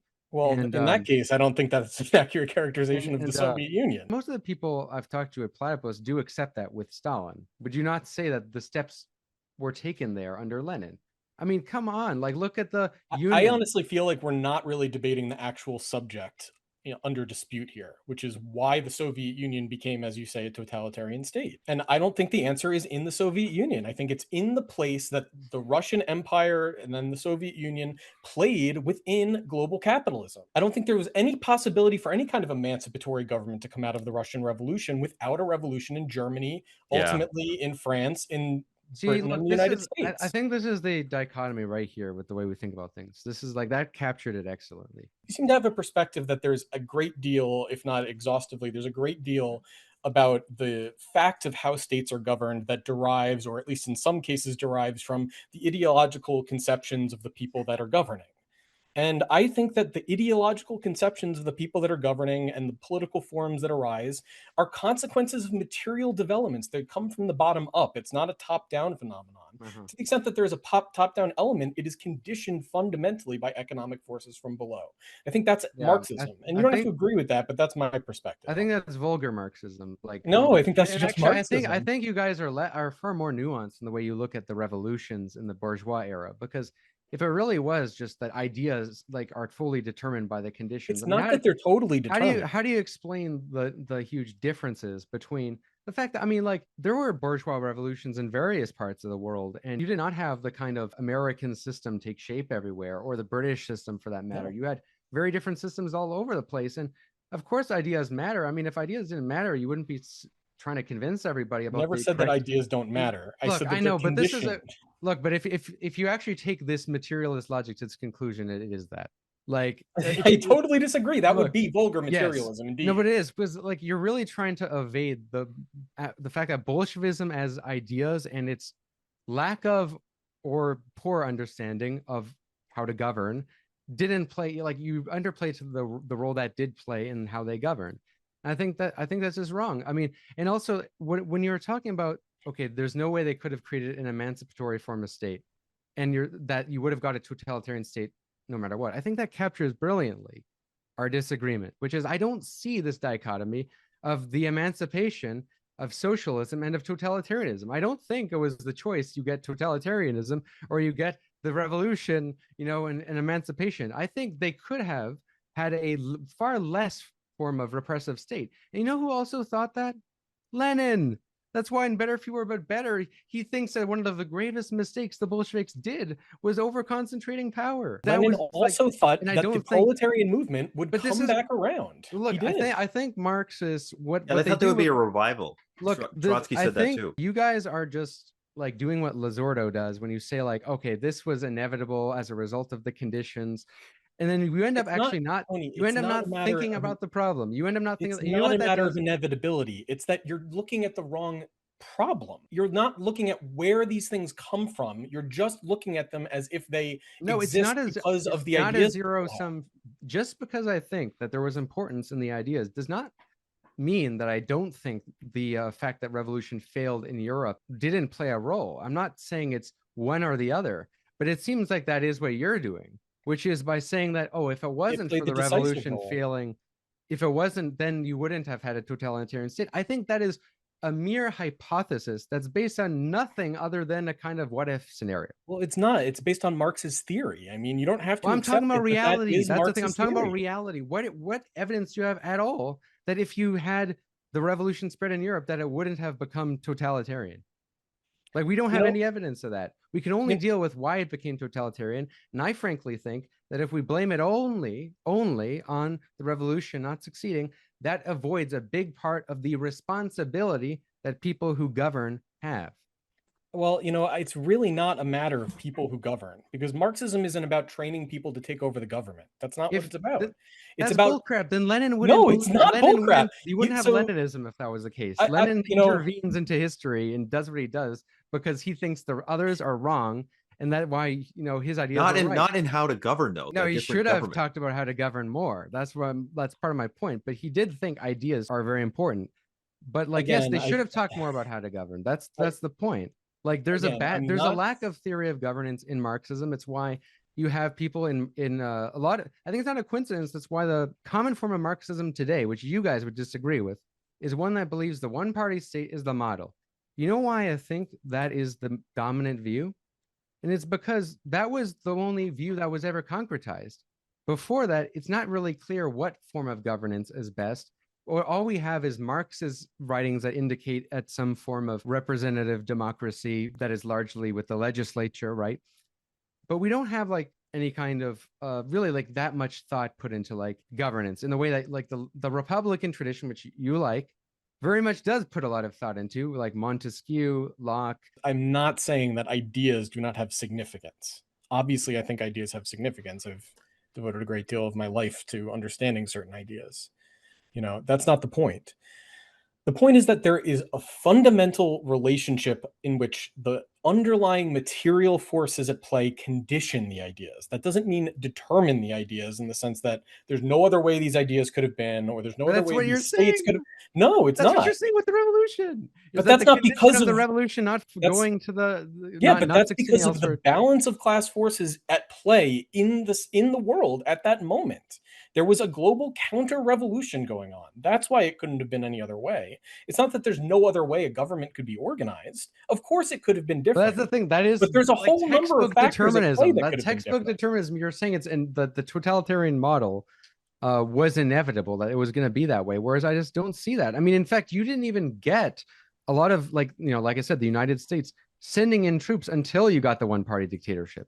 I mean, even Chris is willing to admit this. Chris Catrone was that like the Americans didn't even like they supported the Russian Revolution until you had the Bolshevik complete control. That doesn't mean that they wouldn't have opposed communism. Fact of the matter is, I mean, the Bolsheviks pioneer and not just like when I say not just like there was like you guys act like the kind of totalitarian system fell out of the sky because the revolution didn't succeed.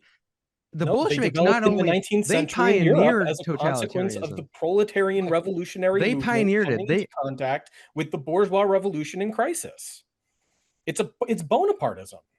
I mean, there's like so when the I Bolsheviks made Bonapartist I get a word in control. edgewise here.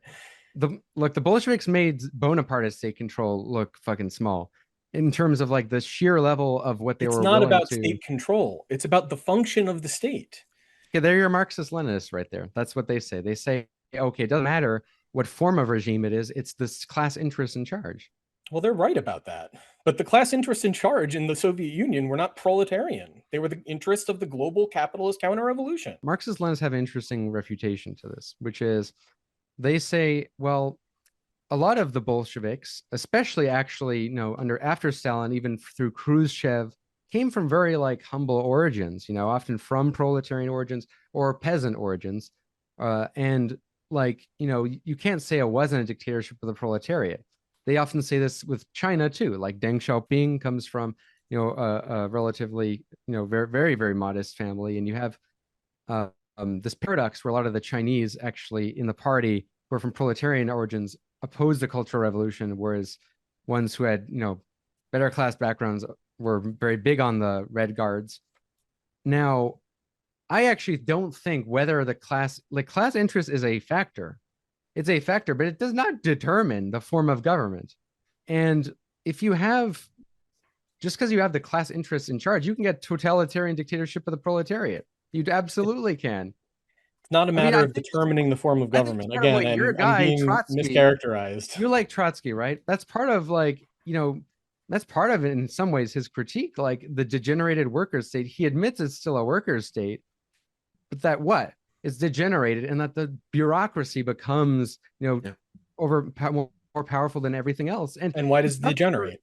He comes to like, support. He comes to basically think democracy is important, which is what he talks about in The Revolution Betrayed. And why does it degenerate? Yeah, the international revolution not spreading, but I think that's also cope. It's like also the fact that they didn't have the conditions. It's more than just that. Cope, but this was the theory from the beginning. Yeah, the theory. I'm talking about the reality, which is. But the reality is that the theory does not reflect itself in reality because it failed. The project failed. Yeah, I agree. That's why, like, I'm as critical as I am. I think it's a complete failure, and it's not just a failure that can be. I'm not going to deny that. Obviously, I don't think that the failure to spread revolution in Europe wasn't important. It's obviously extremely important, but like, if you act like that, the totalitarian rule was just inevitable. I think that you're just not thinking about the problem very much. It's like what this functions to do is to be like, I think by focusing on it, you are not thinking about the problem at all. Which is that okay? So what is more realistic? Problem from your frame of reference. Look, the real problem can I be really frank? Do you know capitalism is not in Russia?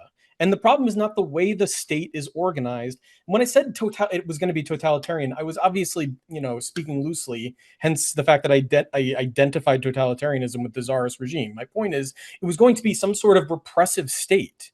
You know, not Yeah, no matter maybe what. not totalitarian in some strict definition. Sure. Well, But there's a going to be some scale, sort of repressive there's a state. scale. There's a scale of state power, which Marxists, by the way, I know it's well, Leninists mainly have absolutely zero fucking conception of, which is like that there is a difference between having like an authoritarian repressive state and having a state that controls literally all of the organs in civil society, which is like there are scales here. Like Marx understood this too. It's why he moved from a repressive state, Bismarck's Prussia, right, to England, which he criticized too. He criticized Disraeli as like a Bonapartist figure, but he nonetheless went there because he appreciated their civil liberties. He also thought Texas was pretty cool. You know, he thought America had a lot of civil liberties. He understood that there were scales, and you obviously do too. You're a labor Republican. So what I don't understand is why don't you apply this scale to the Bolsheviks? You say, okay, there would have been a repressive state no matter what. I'm willing to grant that. Could there have been a totalitarian state? I don't think that was inevitable. And I think if the working class hadn't been wiped out and not forced to invite the old czarist bureaucracy back in to fill the positions because they were the only people who could read, the Stalinist degeneration of the Soviet Union was inevitable from the moment that the Civil War and the imperialist invasion ended. Couldn't have happened really any other way. Trotsky and the left opposition tried. Degeneration. Okay, so I agree with you there. I agree with you. The degeneration of the global revolution, in the sense that the failure of the revolution to the spread is going to lead to the degeneration of the global revolution. I mean, even within, I'm just saying that I don't think that that means that the form of state that the Bolsheviks took, which was this totalitarian model that subsumed, you know, everything under it, that was inevitable. And I think by saying that it was, just blaming it all on the failure of the revolution, what this functions to do, because look, I'm not going to accuse you guys of being totalitarians because you obviously wouldn't be Marxist-Leninists. Marxist-Leninists would be the people who make virtue out of necessity, right? You aren't like that. But what I think, there's plenty of Trots that do it too, to be fair. But. Sure. Well, I think Trotsky was a totalitarian figure prior to getting purged, right? And that's a whole other story. And the you know, that thing you highlighted about Lenin's disagreement with him is actually quite instructive in that. I feel like your position functions to do, which is this idea that, like, okay, it's the, you know, this looking solely at the failure of the revolution to spread in Europe. It does delay a lot of important questions as to like why, like, did it have to be like that repressive? Did it have to be that repressive? I think it's not a question of whether. It's a silly question. I don't think it's a silly question. There's no way you could have affected that. Look, do you know why I think most people don't take Marxists seriously? If I'm being frank, it's because of these kind of answers. It's because you tell people, why was socialism, you know, in so many countries, why did it take this totalitarian form, right? You say, okay, you can blame it on Stalinism. Maybe that'll work with people who didn't look into the history enough, right? Then they say, okay, well, what about Lenin? And then you say, oh, it was because the International Revolution didn't succeed. And it's like, okay, well, that brings a question. So how should we, like, if you want socialism in our country, even if you have this goal of having a broader international revolution, how would we prevent that from not degenerating into a totalitarian system? And it says, well, we need to make sure the revolution succeeds everywhere. And I think, well, the balance of class forces. No, but that's what it implies, because if you believe it was inevitable because the revolution didn't spread, that is what it's saying. It's like, this is a precondition for not having a totalitarian state, is the international revolution. And I think most people will think that is silly, because you are postponing a critical component of socialist structuring into the future. You know why this sounds absolutely asinine to like just most people is because like the idea of international revolution is a feat that is far beyond just a better state and constructing even just workers coming to power. Like that itself, workers coming to power in one country is already quite the task. International revolution is a bigger task. If you're at least advocating proletarian revolution, then you would at least want to like not have it repeat the same problems. But if your precondition is that in order for it not to repeat those same problems is the international revolution, then I feel like you're just postponing what is a crucial component of the failure of socialism. Well, Russia wasn't where the revolution was supposed to happen. If we had revolution in China or United States or Britain or France right now, you wouldn't have any of those problems. You would have new problems. The Bolsheviks created the first secret police. The Bolsheviks created the They had first to. secret police. Well, that's interesting because if you're saying that the past of the Tsarist regime was repressive, I totally agree with you. You know, they didn't have no secret police at the level of the Cheka. They had people spying on them. They had enemies Yeah, well, within, no, enemies without. it's different to have this is why you guys neglect governance so much as you don't look at the governance of how the Soviet regime worked, which is, you know, it's very different to have a spy agency and then to have secret police that basically work for the state and to have for the party and for the party to be inseparable from the state, right? Which is a component of totalitarianism, is the party state, which is not in Marxism at all. Like this idea of the party state, by the way, that's also a thing that like Lenin justifies while in power, which he didn't seem to believe before getting into power.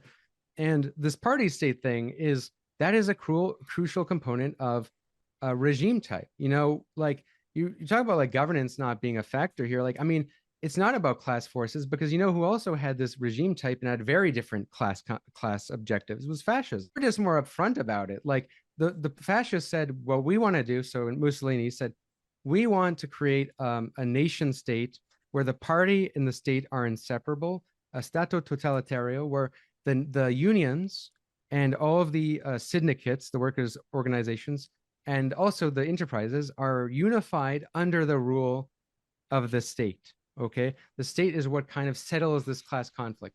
Bolsheviks obviously had a very different goal, completely different goal. Yet what did they end up doing? They ended up subordinating all the unions to the state. They ended up subordinating all the organizations to the state, all the press, all of that. Okay, Right. So you got to at point. some point look that maybe it's not a matter of ideology. Then why is it the way it manifests every single place end up that way?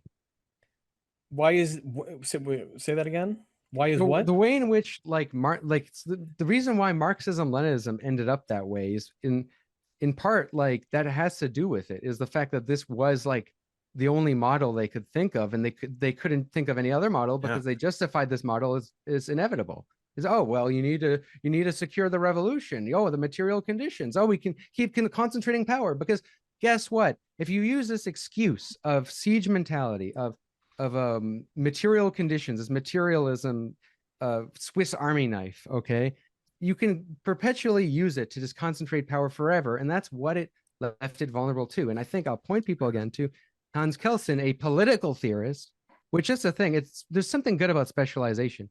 If you specialize a little bit into one thing, which is was law, political theory, governance, you can at least look at that problem more deeply. Whereas Marxism's flaw is that it tries to do everything and blend everything into everything. Politics, economics, society, that it sometimes actually loses sight of those things like government, right? Which, you know, I think, you know, that is a crucial thing to confront. And like, I think you clearly you're willing to confront it to some extent. If you call yourself a labor Republican, I mean, probably a lot of people call themselves Marxists today would think that's some kind of heretical view to the, you know, the real like the Leninist take. But this same logic that you use to say, oh, the inevitability of the Bolshevik regime type, it was, you know, caused by such and such conditions and it was unavoidable. I've never said anything about the inevitability of the Bolshevik regime type. You know, I just feel like I've been wildly mischaracterized in the second half of this conversation, and I haven't really had a chance to say what my position is. But how? That's what you keep saying. What is my position? You think that my position is that the revolution has to happen everywhere or it can't happen anywhere? No, it had what you said was that the revolution had to spread. The reason why the Bolshevik regime type ended up in that totalitarian model that it did was because the revolution was that the revolution failed to spread in Europe.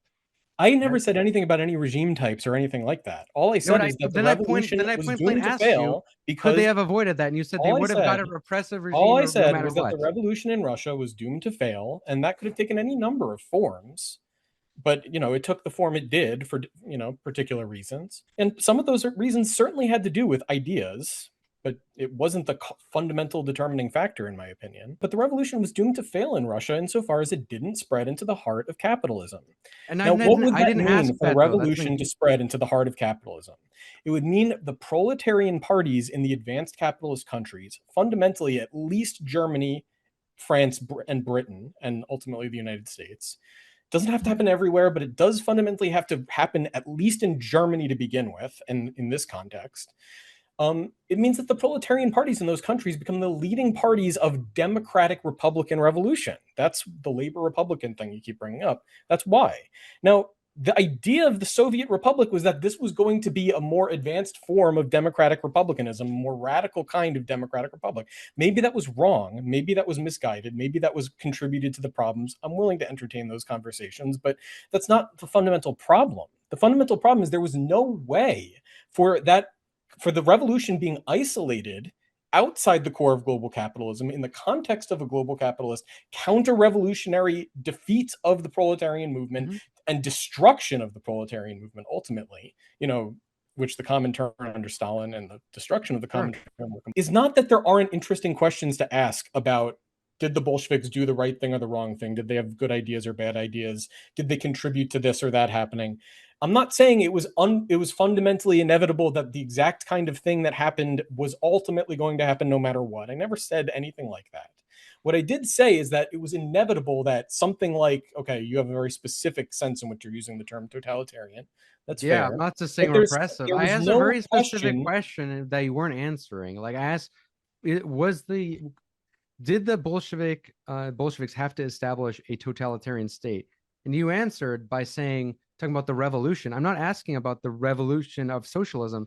I think that's the problem. I'm saying no, but that's the thing is like, I think the flaw of your thinking is that it's like, you have to have the socialist revolution. And like, look, there's going to be likely places where it doesn't succeed. That's just reality. Like it's not going to spread everywhere. No revolution anywhere is spread everywhere. And you know this. That's why I'm not saying that you think. I just think you don't really understand what we're talking about. I'm not saying you think that the revolution is going to spreading. It's not. The point is that the heart of capitalism is where the revolution needs to happen. It's not that that's where it's going to happen first. That's where it's going to happen at this point in time. It's that if it doesn't happen here, there is no overcoming capitalism anywhere. That's the point. Yeah. And what happens if you don't overcome capitalism? You have to in become the course of a class struggle? Counter-revolutionary reactionary repression.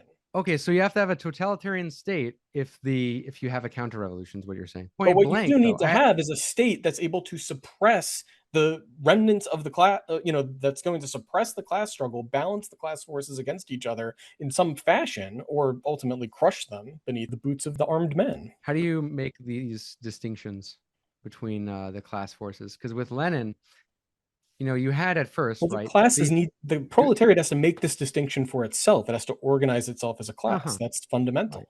Well, then what you had is a party that spoke for the class that first, used a real rebellion against the nascent Soviet state, being the left SR rebellion. It's used that to shut that down, right? And it shut down then, other rebellions after that are well known. But then it used this logic of the class forces, the class struggle, to shut down just disagreement. I mean, fundamentally with the Mensheviks, with the rest of the SRs. And then later, all Stalin has to do is he takes this into the Bolshevik party itself. You draw the line at a point that is a little arbitrary. You draw the line at where you agree with the people you agree with. But what you're not looking at is the kind of lack of structures that are in place to prevent this sort of excessive tyranny in the first place. I'm not saying there's nothing that can prevent it. Well, that's the thing. If you think there's nothing that could prevent it, then you would have got Stalinism. Like, and the only difference is we did get Stalinism. Yeah, like, I don't think that was inevitable either. I don't think that was inevitable either, actually. Yeah, I don't think it was inevitable. I think it was an inevitable result of all of the factors that culminated in an emerging, but that's, a complicated picture. Fundamentally, So something like some kind of counter-revolutionary repressive state was the only outcome that was possible in the absence of an international revolution. Yeah, if the left opposition and Trotsky had let's say this is why we still would have been a repressive state. It wouldn't been Stalinism, maybe it would have been a little better, but they still would have been a shitty repressive state no matter what. That was what I was trying to say earlier. I really believe in often judging ideas and political goals not just by their intentions but by their effects. That really gets at the truth of the matter, because you're looking at the matter. And I feel like if one's really a materialist, actually, you would look at that. Now, you know why? Really a materialist, you have to look at the relationship between ideas and unintended consequences. You know why I don't look at its core? You know why I don't call myself a Marxist?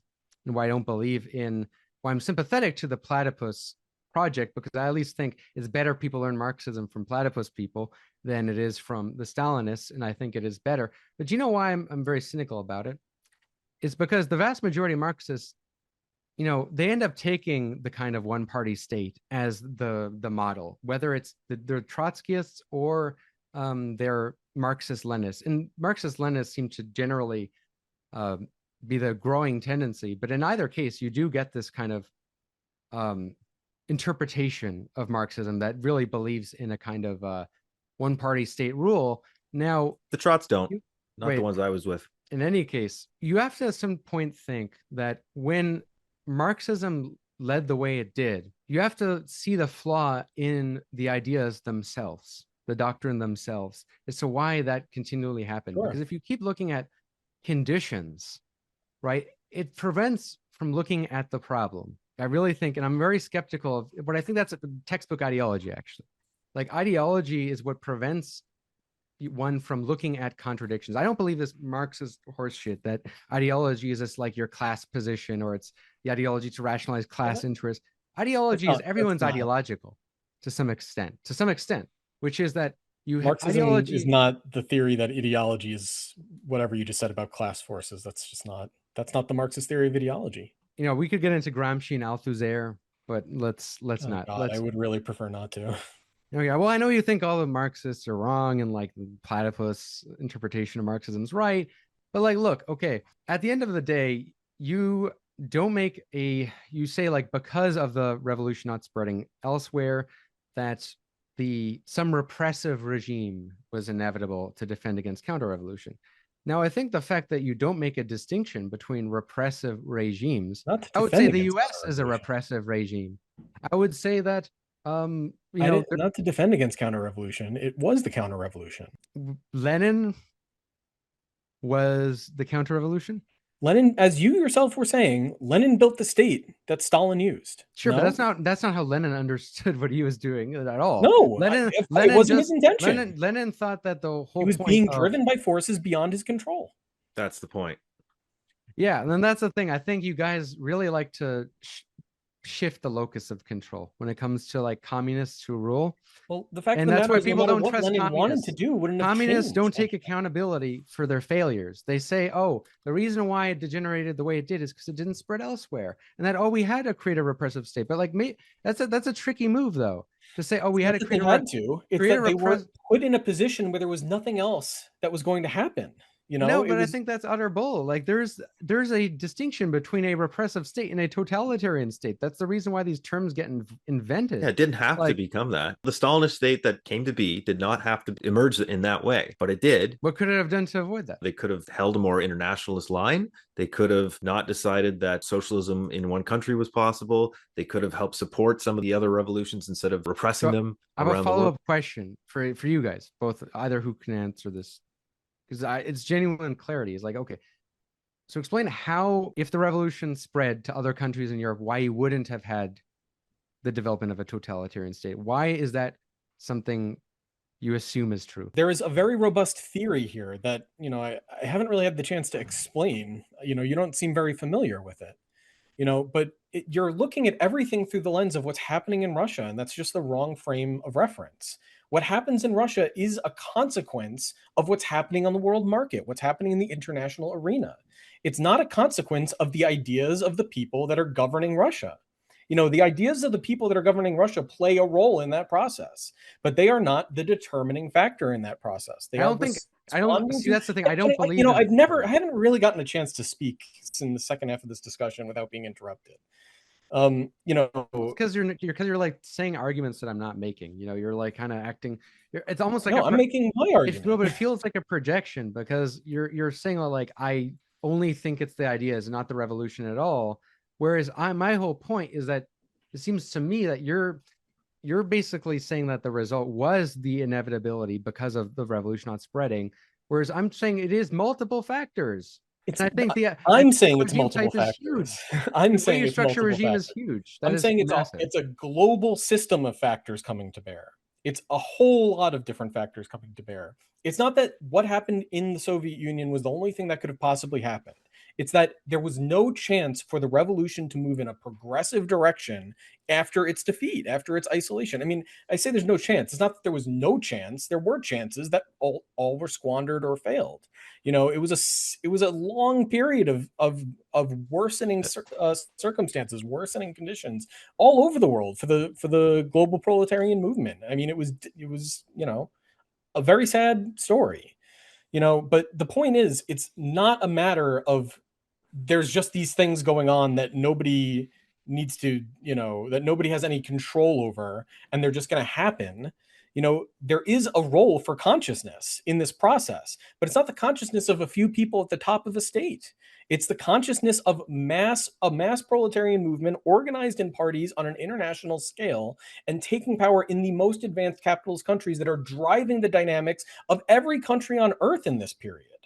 You know, so that's the fundamental problem. The problem is the source of all of the material pressures that are coming to bear on every country, including on the Soviet Union, are stemming from the flows of capital on the world market. The relations of production on the world market are conditioning the relations of production within each country.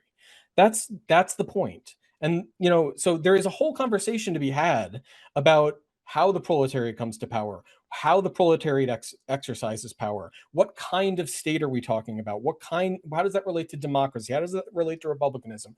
There's a whole conversation to be had here, that there's a very rich, you know, Marxism, again, I'll refer you to Hal Draper's 5 volumes. There's an extremely rich conception of all of these questions from within the Marxist tradition, you know, just from within Marx himself, Marx and Engels themselves. You know, which is not really getting put on the table here, because we're talking about the wrong thing. We're talking about a doomed situation, which is what was happening in Russia given the defeat of the revolution on an international scale. It's not a matter of the revolution spreading to other countries. The revolution had spread to other countries. It was defeated, and it was defeated over and over again as the movement was decimated. You know, so it's not that there was nothing that could have happened to change what happened in Russia. All sorts of things could have happened to change, you know, things that were happening in Russia. But at the end of the day, there was no hope for the proletarian revolution, certainly to move past the democratic revolution, let alone to collapse from democratic revolution into some kind of totalitarianism. There was no hope for that outside of the international proletarian movement coming to power in the heart of capitalism. Now, you can say that that's a stupid argument. You can say that's a hypothesis. There's no way to prove that, whatever. I agree that it's a hypothesis. But so you basically just restated, without me having to interrupt anything, what I was basically saying, the argument you were making, and you're saying, oh, I'm not making the argument. I don't recognize what I just said in what you were saying. Like, I don't even have to rephrase your argument there. I mean, you just came out and said it, like, which is, you know, it's doomed unless it's, you know, the international revolution succeeds. And yes, it is doomed. Yeah, that's the point. So look, the thing is you think of these things in very zero-sum things. I don't think that, like, just because you don't reach heaven that you can't avoid utter hell. Now, I'm not saying that all the Bolsheviks should have just shot themselves in the head. That's not the point. Of course, they should have done everything in their power to prevent, you know, what ended up happening from happening.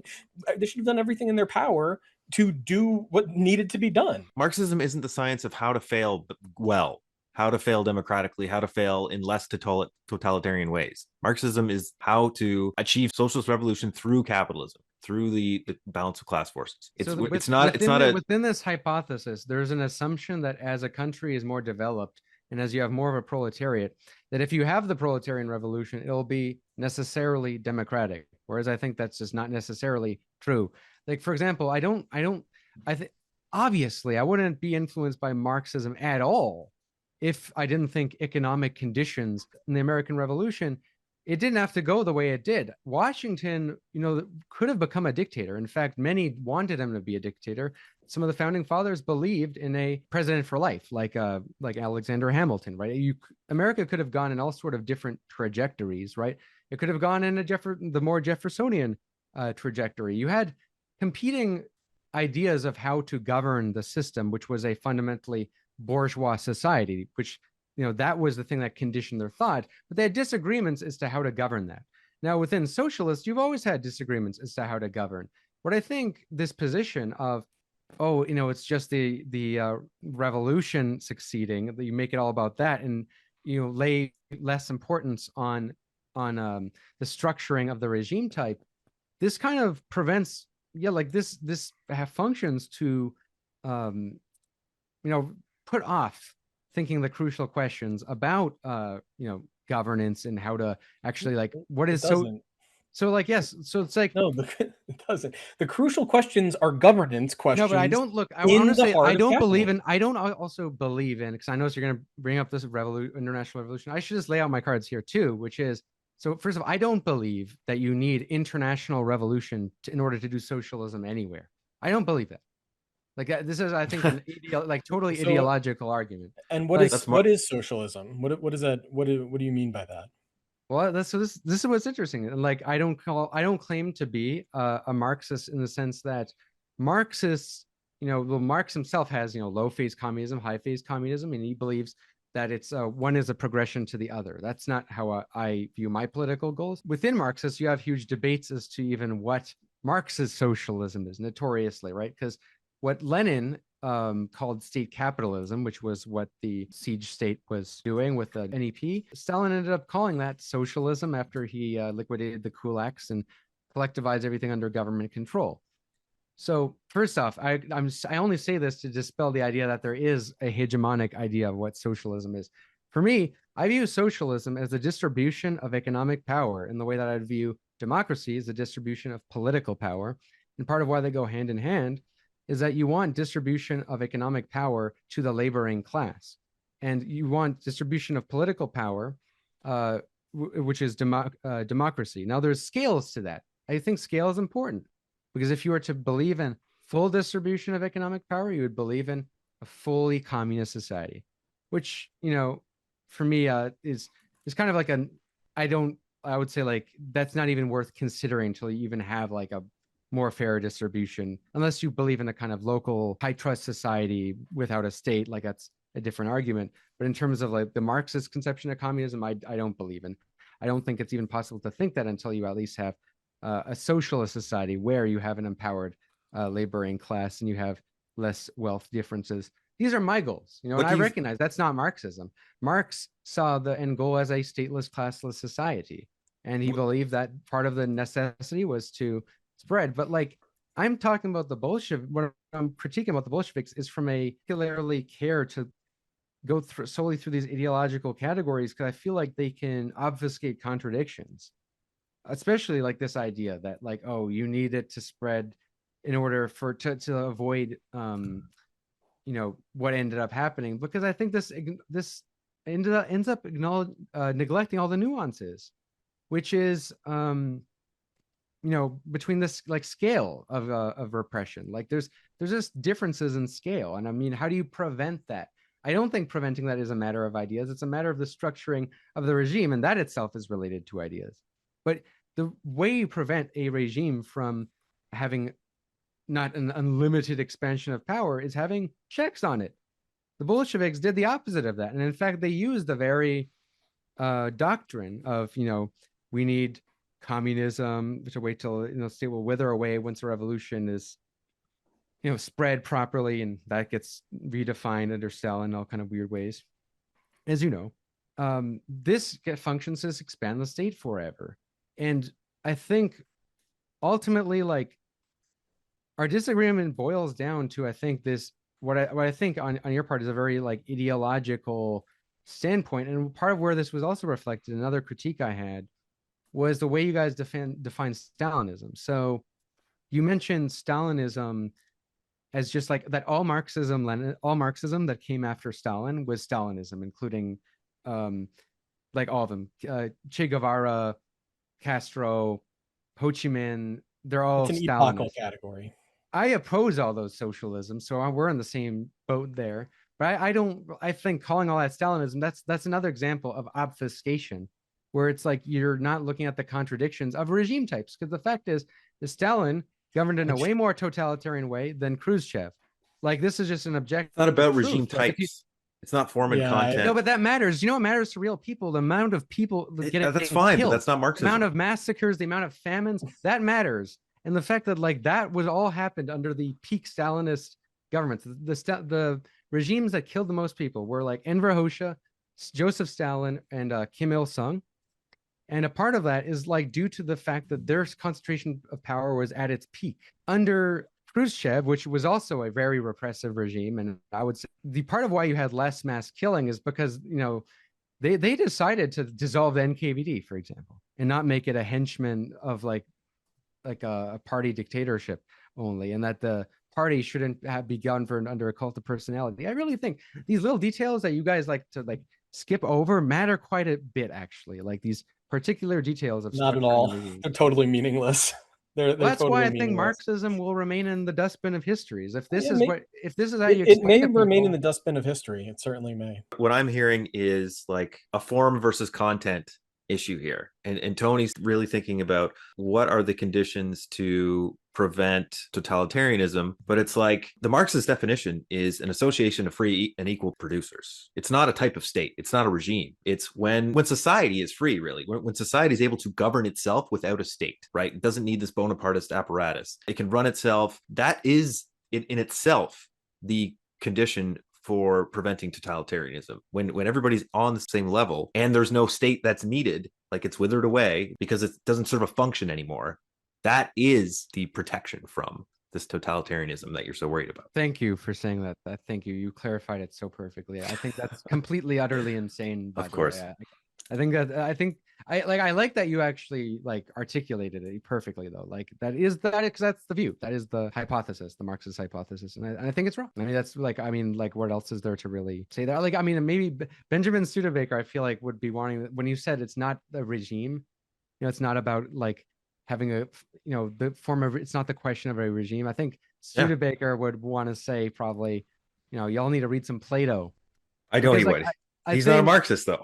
Yeah, he's not, and that's part of why I'm not either. I mean, we don't agree on everything, like me and Studebaker, but like, I do think the importance of a regime is crucial, you know, in the sense that the economy is crucial to the constitution of the regime, and the form of regime is crucial to the constitution of the sort of society you want. Because if you don't really look at the difference, you end up kind of, you say, you know, part of totalitarianism is that it doesn't make a difference between the state and society.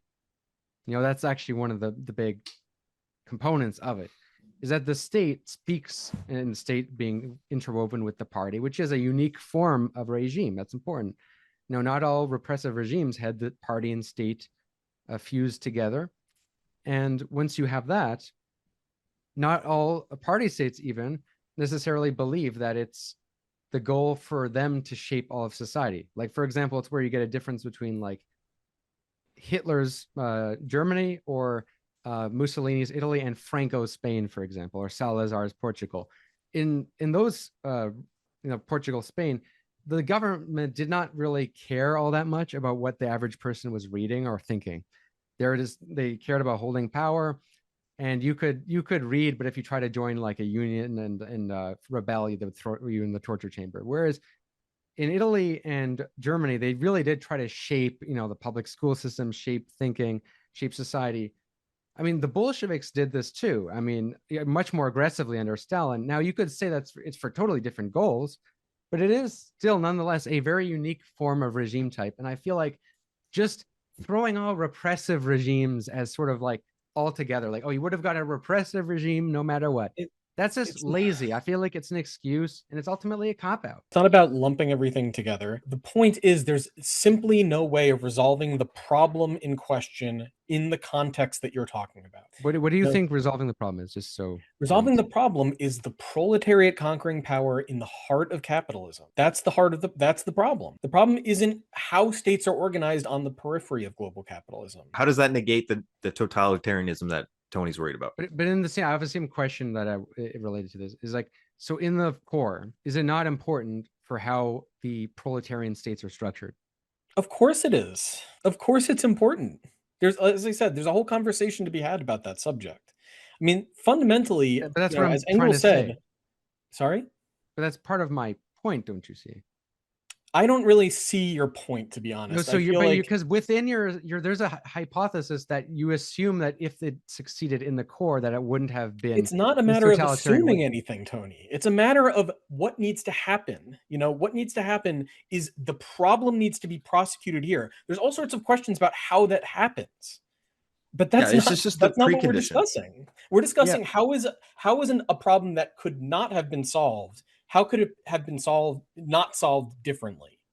I think we have And I different just don't ideas of have the any problem. answers to that. I just don't But, think that there's an interesting answer to that no, question. but we have different. We're concerned with different problems here because I I think agree. No, yeah. and I No, think like the you way because that you're you talking about the characterize problem is that socialism kind of reveals that, because there's a you're fundamental difference. You know, from Marxist perspective, socialism is not some idea of how society should be organized that's then imposed upon society by governmental means. That's not at all what it means. I mean, Engels says communism now no longer meant the concoction by means of the imagination of an ideal society as perfect as possible, but insight into the nature, the conditions, and the consequent general aims of the struggle waged by the proletariat. That's the fundamental question, is the question of the development of the proletarian movement. And there is no proletarian movement. I mean, ultimately, what we're talking about is, like you say, it's a hypothesis. I mean, I'd say it's even worse than a hypothesis. It's kind of speculation, counterfactual speculation about something that at this point is historically conditions in which Marxism had any relevance as any kind of analysis of the world situation, that trying to speculate is mean. It's less than I will meaning. agree with all that actually. So this whole idea of what could have been done differently here or there, it's just completely meaningless to me. These are questions Interesting. that have no content to me. I mean, they may Do you have think? Do content you in think? terms of questions about political science or something, but I'm not interested in political science. Do you I'm interested. think it would have been different? The Bolshevik leadership would have been different under Trotsky. I have no idea, but I doubt it would have ended fundamentally any differently, in the end. There may have been details that are different, but, I don't think Trotsky would have been the savior of the revolution. Certainly not. What would have saved the revolution, if anything could have, and again, I'm not saying it inevitably would have just magically happened, whatever, things would have worked out perfectly if a revolution had happened in the core. I mean, what we're talking about when we say the revolution happening in the core is an incredibly complicated proposition. Yeah. It's not some simple fix. Oh yeah, well that's why we're concerned with different. What I'm saying is we're not even having the conversation that's relevant.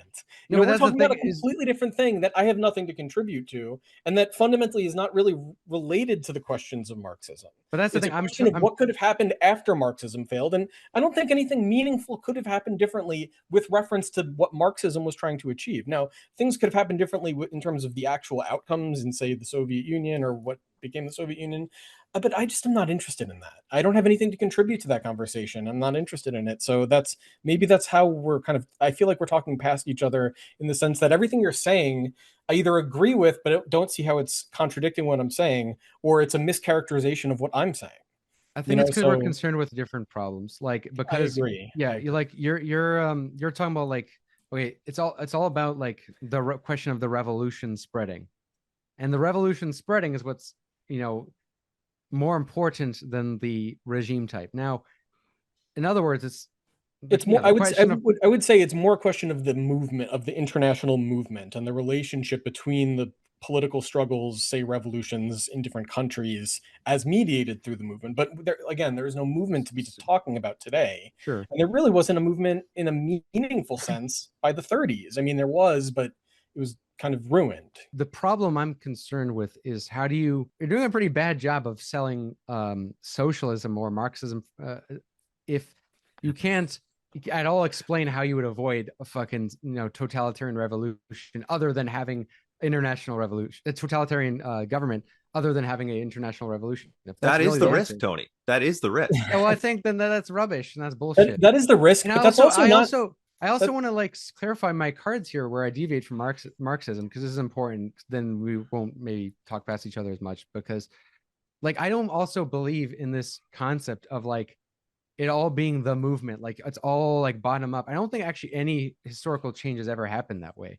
It's not just bottom up. It's a dialectic of the top and the bottom. But it's often elite power struggles, which in the case of how the Bolsheviks came to power was very much. can see my cards. I'm influenced by elite theory, and I think Yeah. Okay. Well, that explains a great deal. Elite theory, though, I take elite theory and Marxism together because they are different components of class struggle, in the sense that the elite theory looks at the class struggle between the top and how it plays into the bottom.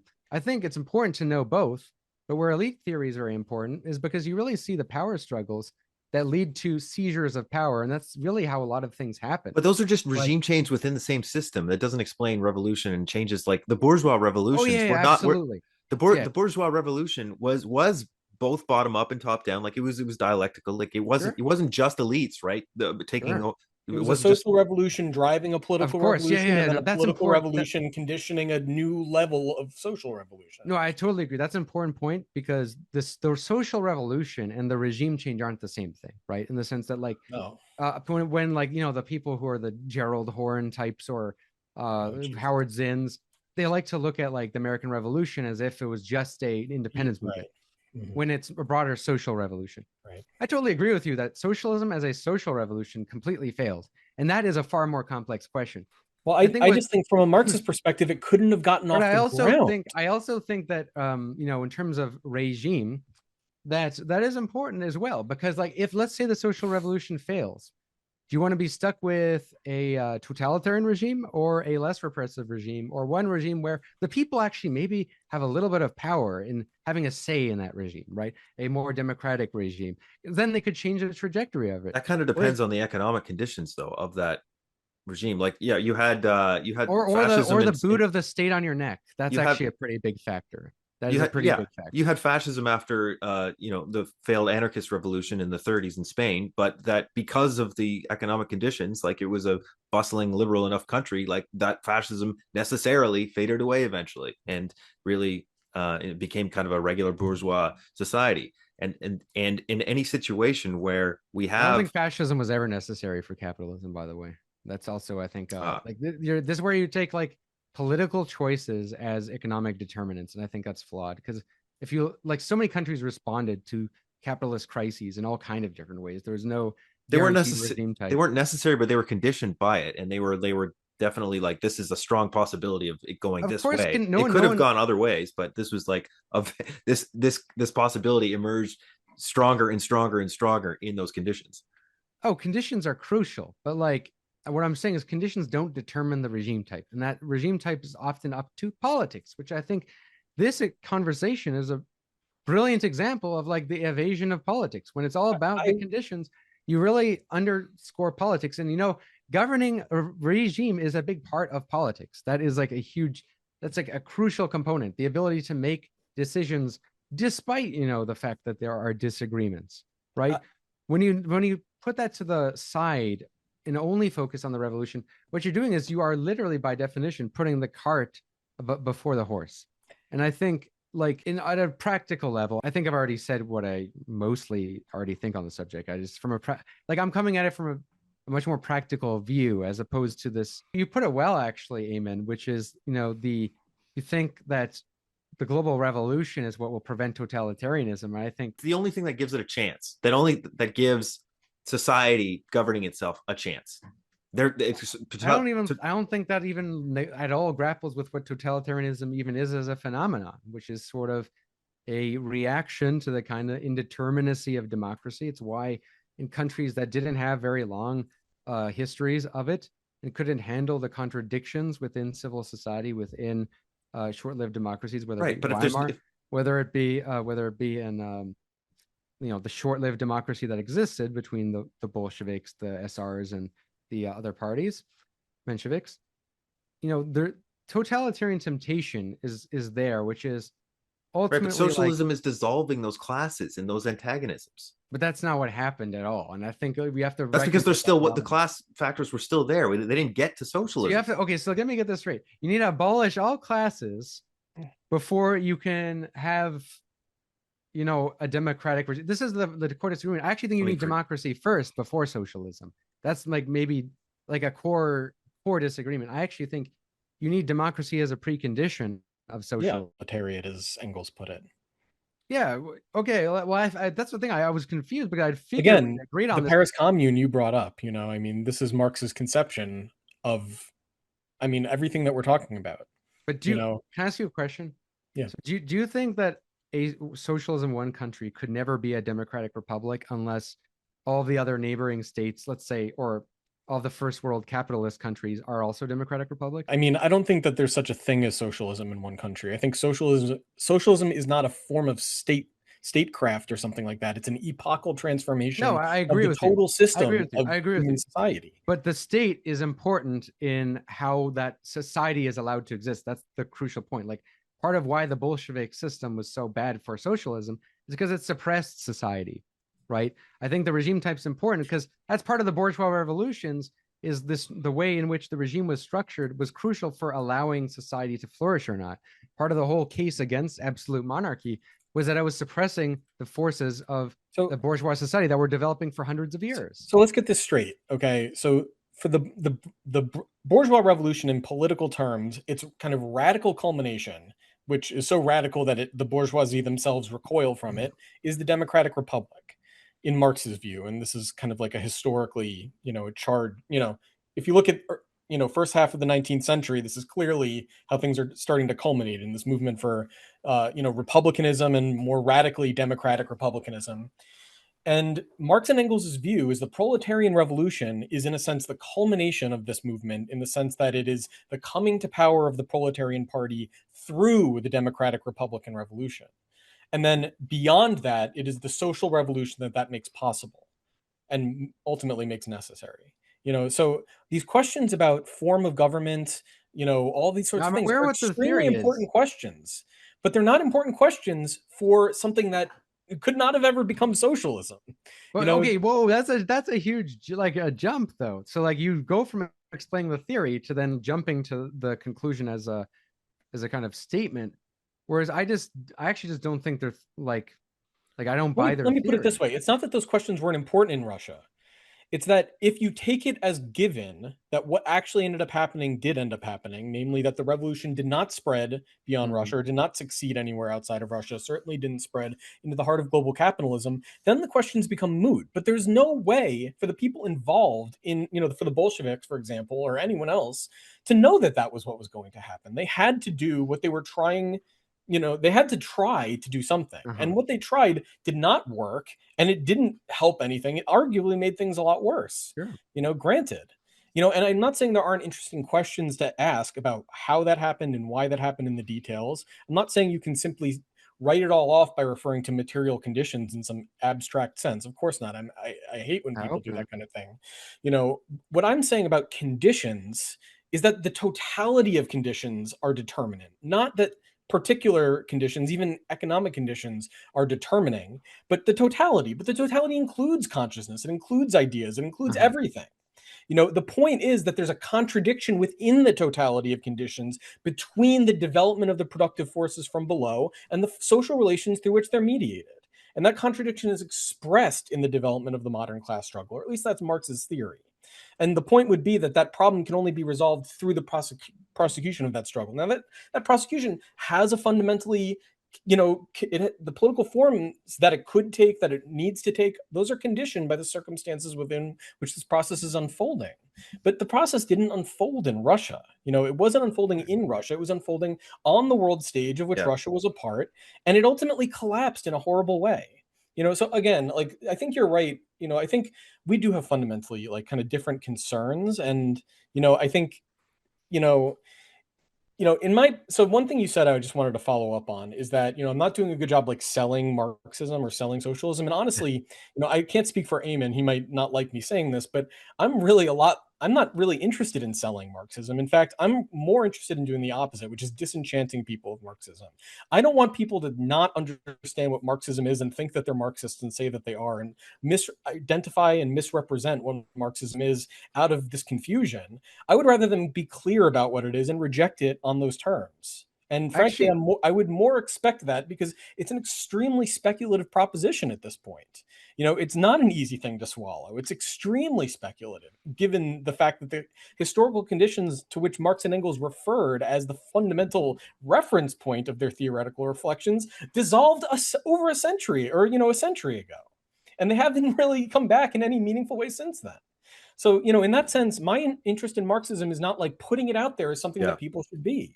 It's in clarifying what it was. And I think that there is hopefully maybe a possibility for it to have some meaningful significance in the future. Maybe not in the sense of just directly being what it used to be, but who knows? All I know is that, like, I've spent a lot of time trying to make sense of this history and these ideas. And I think it's important to understand them on their own terms instead of on the terms into which they were transformed through their failure, which is not a reflection of the original ideas. Now, maybe that's a reflection of the shortcomings of the original ideas, but it nonetheless is not a reflection of what those ideas were in themselves. But I always think you should judge, ideas by their practice. But you can't judge ideas if you don't know what they are. Well, in the sense, if you look at fascist ideas before their practice, I mean, especially in the Italian fascism form, that you would see why a lot of people today would find it appealing. In fact, many people who, certainly, as we both know, some people who call themselves Marxist-Leninists embrace stuff that's very close, remarkably, to the kind of early conception of Italian fascism. Certainly. Now, look, okay. But fascism succeeded in a way that Marxism never did. It succeeded, but it also failed. It failed. They did have fascist regimes because socialism is, again, a world system. Fascism is a state of emergency of capitalism. But that's where it's ideological, because you'll have always along the way people who disagree as to whether it's really fascist, whether it's really socialist. And you have, with the Italians, I mean, you had, already with the Nazis, there's a lot of people who believed once they purged the, Strasserites that they were no longer really. There were many who defected with Franco. Franco was widely believed, actually, by the Phalangists to not be like a real fascist. But anyway, my point is like, what do you have other than to look at the kind of actually existing practices? And the ideas are crucial. But you have to at some point look at like the actualization of those ideas. Well, there's also the historical circumstances within which those ideas developed. Of course, yeah, of course. But you see, what my point is that gets used as a cope a lot of the time, which is to avoid action, to avoid.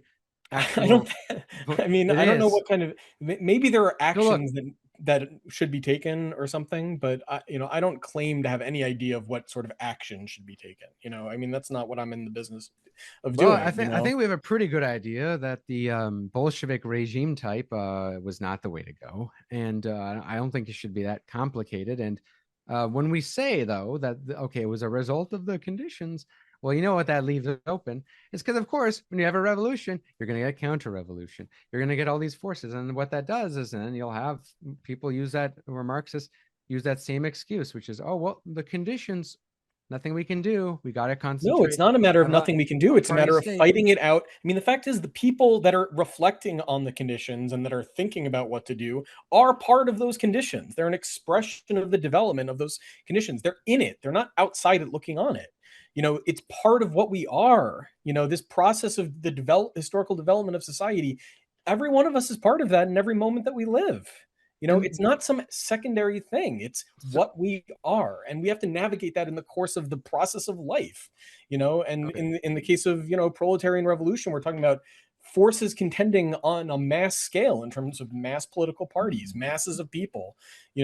That's not where we are right now. So we're really talking about a historical problem, not what we should do.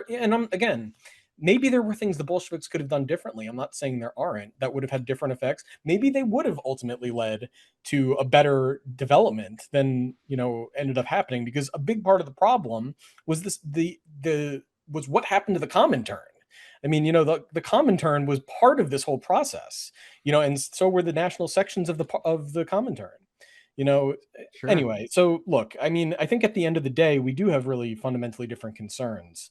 And so I think that sort of refracts this discussion in a weird way where, I found it very difficult to navigate, just because, I'm not really concerned in trying to solve the problem of what happened in the Soviet Union. I don't think there was a solution that would have satisfied that's not why I talk in that respect. I talk about it because I'm not interested in repeating what happened in the Soviet Union. Yeah, I'm interested in preventing what happened in the Soviet Union. And I feel like so am I.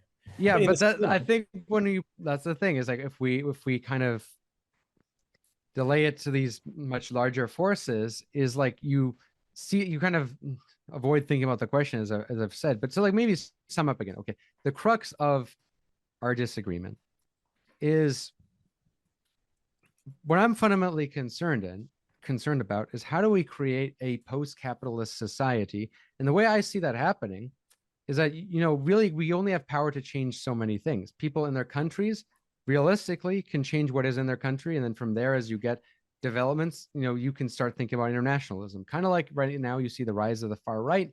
It starts domestically, but then you start to have a kind of broader zeitgeist, right? And you start to have then collaboration between the various parties abroad. I envision it happening first in the places where one lives. So I am Canadian and also American, dual citizen. I live in Canada, so fundamentally my interest is in shaping Canada, and I would want to advocate a kind of socialism in Canada. I would hope Mexicans advocate socialism in Mexico. And I think the regime type for that is crucial. And then from there, as you have this happening more, as you get a broader movement that can support this, you can start thinking about internationalism. I don't really see it as, like international revolution, and then we can kind of, think about the regime type, because like that's not how I see it at all. I feel like that's way too phantasmatic. And also the real crucial thing is there's just a lot of categories that you use that are, classically Marxist categories that I just don't really buy. Like, I think we should rethink a lot of these categories. One is that this idea of proletarian revolution. I am not convinced that the proletariat is the only agent of revolutionary change, and the working class is fundamentally of a very different character than it was when Marx was writing, when Lenin was writing, when Kautsky was writing. We have to rethink so many of these Marxist presuppositions, to the point where I just don't we're part of why this conversation we talked over each other as much as very different views. Like, you're coming from a very classically Marxist worldview, whereas a lot of these categories I think we just need to totally rethink. Doesn't mean reject, rethink, in the sense that we need to grapple with it. We may need to rethink them. I'm not saying that.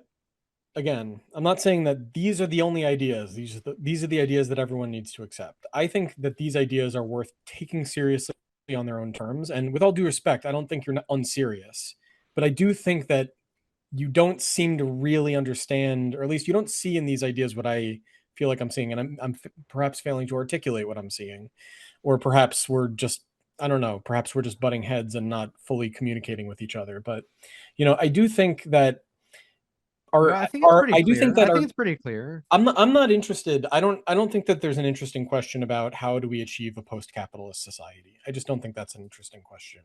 I don't think that that's something that international revolution. Sorry? Yours is a workers' movement, the proletarian movement, and the international revolution, correct?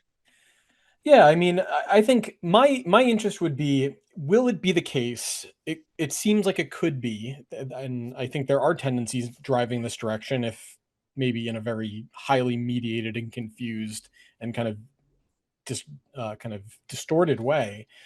Could it be the case that a proletarian movement could arise again in the way that it did in the 19th century? Maybe not.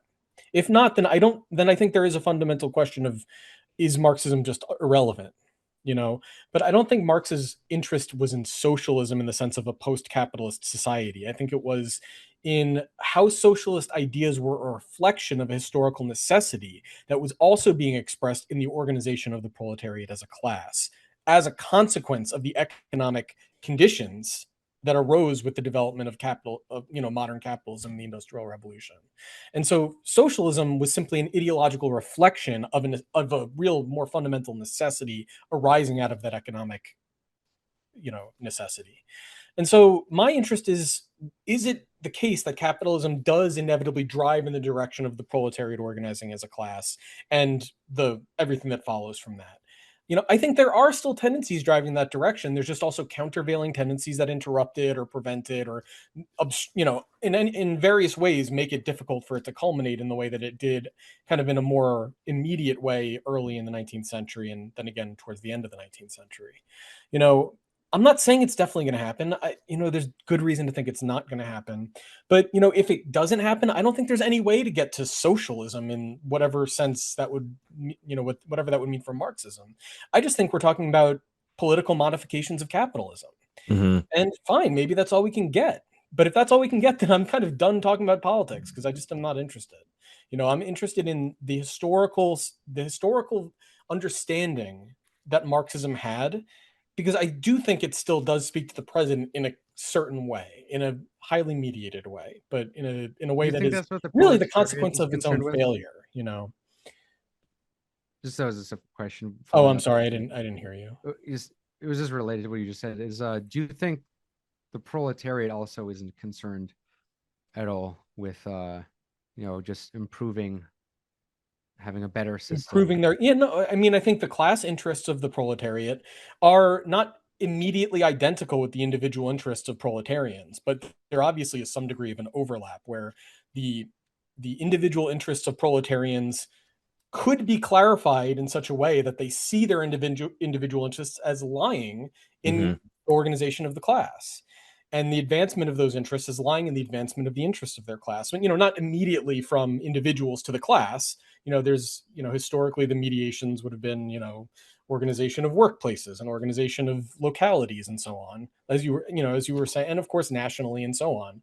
And it's not as if it has to be like an international thing from the get-go. That's obviously doesn't even make any sense. But my point is, it doesn't have to be socialist from the get-go. Because the fact of the matter is, whatever the content of socialism is as a society is like, there's a reason Marx doesn't write about that. It's because there's nothing interesting to say about it. What there is interesting to say is, how does the proletariat take power, and what is it going to be compelled to do in the course of that process and upon taking power? And what socialism would look like, what socialism would be, is really more of a question of how the proletariat works out the problem of employing the political power it's won for itself to realize its class interests. So, anyway, okay. So that's Well said, though. That's well said. okay. Well, I think I find it comical that like Marxists will debate so many things endlessly, but when it comes to what socialism actually looks like, oh, proletariat will figure it out in the future. Well, it's not that we can't say anything, but there's not really that much that's interesting to say. I mean, what we can say is kind of actually, negative. I think it's the most important thing, honestly. Well, at this I point, think this we is have again. we have a million theories of class, a bunch of theories of history. We have very little theory of what the hell actually comes after capitalism, which is why That's people. the point. Is it? Look, you know why capitalist realism is a thing, like Mark Fisher talks about. It's not just because it's consciousness, lack of class consciousness. It's because like there's just genuinely no alternative that people like can believe in. I mean, and I think that's the task. At one point, they did believe in a different society, though, and that was around the beginning of the 20th century, when so we can get back there with a movement that is rebuilt from the bottom up, and there will be that imagination returning, and those uh those potentials of different regimes or forms of society, as you will kind of emerge along the way as that movement gets stronger and over. But will it?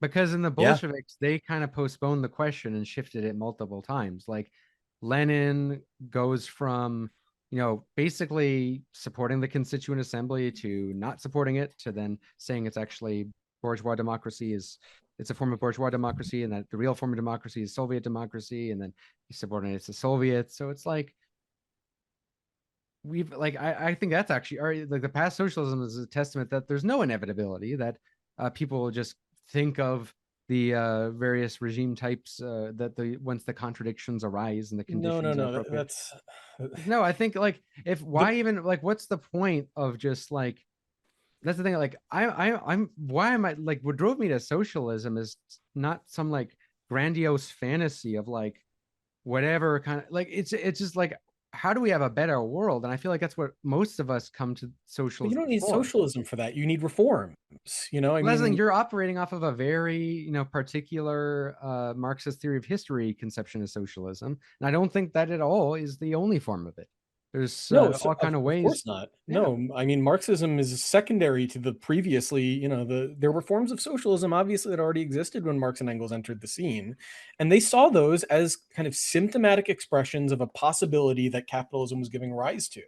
But they weren't, in that sense, like what is socialism going to be? It's going to be implementing Owen's plan or something. The point was that what gets traction in these utopian ideas is the extent to which they cast the existing world in a critical light in terms of potentials developing within this reality that aren't being realized. And that's what's significant about them. It's not that this is how it's going to be. It's that they're capturing a critical reflection upon social reality in ideas that's also being expressed in a different form in the proletarian movement, which maybe is not so idealistic, at least initially, in terms of projecting ideas of the future society, but really kind of more bread and butter in its concerns, But they're both driving in a certain direction, which is the possibility of a radical transformation of society. What results from that transformation, it's not that we can't talk about it, or something like that. It's just that what we fundamentally have to talk about are negative, critical questions of how what currently exists can be and will need to be transformed as a result of the exigencies bearing upon, say, the proletarian party in power. So interesting. All right, let's wrap it up here, Tony. I think that was that was like an interesting slip there. That kind of what was the Freudian slip? Dependent on the proletarian party in power. Yeah, absolutely. That's like your Leninism. That's the whole point of Marxism, the conquest of power by the proletarian party. Yeah, but that's the thing. In Marx, it's not. That's in the Communist Manifesto. It's not Lenin. It's not like a one-party state. That's not at all. I didn't say a one-party state. Party in the usage in the Communist Manifesto is not a singular organization necessarily. What about the other proletarian? The organized expressions of a movement. Do you think that it's capable for one party to represent the whole interests of the proletariat? When did I say that? But that's what's implied. Well, party in the days of the Communist Manifesto didn't mean what it came to mean by the 1880s. Yeah, no, and let alone today. Yeah. It meant something much looser. It meant the organized expressions, the organized, centers of leadership of a movement. That doesn't necessarily mean one organization. In fact, it does. It kind of entails not necessarily one organization. It entails coordinating different organizations together around a common interest, a common goal. For sure. And so the proletarian party, I don't mean that in the sense of the one single organization that everyone has to be part of. Okay, so maybe that was a little bit of a slip in that regard, but I'm simply saying what the Communist Manifesto says. It's not a Leninist idea; it's Marx's idea. Well, the way you articulated that, that like yes, a constellation of different interests and stuff, and what you need to have different interests and groups be able to collaborate without them being slaughtered or imprisoned or suppressed. We can certainly a regime type, which we you can don't agree think on, is very important. We can agree on that much. I think we don't disagree pretty on. Damn crucial, given that that's literally the thing that the Bolsheviks did in power, is suppress all of those contradictory elements. All of those proletarian forces, all of those peasant forces, all these various aspects of society that were organically developing, subordinated them. Certainly, so and they had no other option. It's important to, and you say they have no other option. Well, good luck with socialism then. Or maybe they did have other options and they made a mistake. But the fact of the matter is they were responding to the conditions they were in. They weren't imposing what they wanted to do in an ideal scenario. Look, we have all kind of conditions. Right now we have the conditions for techno-fascism. Okay, we have like the perfect conditions for techno-fascism. Does that mean we have to have techno-fascism? Obviously not. Like you have the conditions for the most repressive state imaginable. Like already the United States is extremely a powerful state. It could be way more. It could be like China if it wants, if it really could. But you know why it doesn't? Part of it is the fact that it has the checks on the power that prevent, Donald Trump from doing what Xi Jinping could do. And I think the United States should be far more democratic. Yeah, but that's a matter of the organization of society. I mean, that's a matter of the organization of the armed... I agree with that. No, I think that's the thing. I think that, and you need a regime type that's capable of allowing society to express itself. Yeah, the Democratic Republic. Well, we agree on that, but you keep saying how because of responding to the conditions that not having a democratic republic, having the totalitarian society, there was nothing you could have done about that. And I think, well, you're always going to have counter-revolution. You're always going to have conditions. The United States so does that mean we can never have a democratic republic? So is the That means you can never have the democratic republic? Sorry? That means you can never have the democratic republic until the revolution happens everywhere, and they are not democratic republics. Of course not. I just said the democratic republic. We have the democratic republic in the United States. It's bureaucratically degenerated. That doesn't mean it doesn't exist. We both agree on that. Yeah. That doesn't mean it doesn't exist. It also doesn't mean that it didn't exist in Russia. Of course, in Russia, it was far more severely compromised in very significant ways because significantly. Yeah, significantly. Like, I mean, does that I think that goes without saying.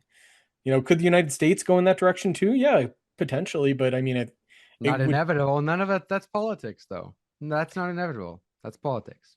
Yeah, it certainly is politics. Oh, geez, I accidentally clicked on something and Alex Jones popped up on my screen. I'm sorry. All right, guys, let's We're all actually guilty. wrap it We're up all here. guilty of enjoying Alex Jones. He's He's really just fun. in my Twitter sidebar here, but.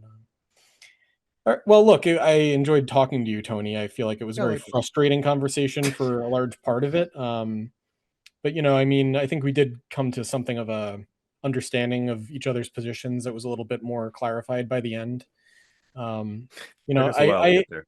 Yeah, I just, at the end, I'll just say, I don't think your concerns are unfounded. Certainly not at all. I just think that there's a reason to take Marxism seriously on its own terms. That's what I would say. And you don't have to do that, but that's what I'm interested in doing. So no, I do take it seriously on its own terms. I just reject it.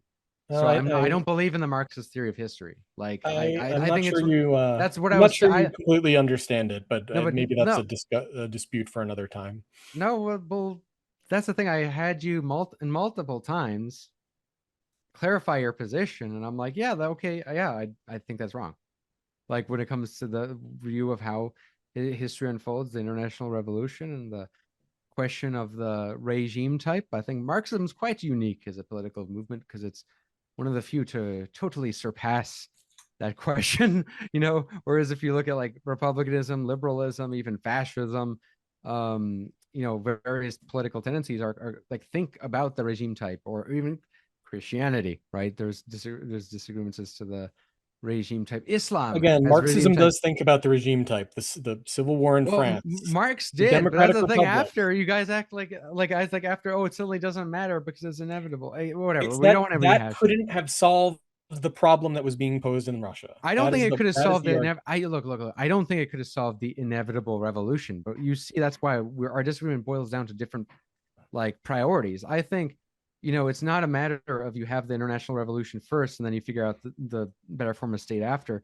It's that you have to build socialism in one countries, right? Different people building socialism in their countries before you can have this total international approach. And the regime type is crucial because that will determine how a movement expresses itself. Like, I agree with you that you need a movement based on power blocks. So that's where I disagree. Like, it's not just the proletariat. It needs to be a power block capable of making, ideas actually happen and having the interest to do so. But how does that like play out? Or else you can just suppress contradiction through the totalitarian state. I would just say to the audience, check out Hans Kelson's Political Theory of Bolshevism. And if you really have a lot of time and want to go on a journey, Lisa Kalakowski's 3 volumes on main currents of Marxism, which I know you probably won't like, but yeah, it's not good.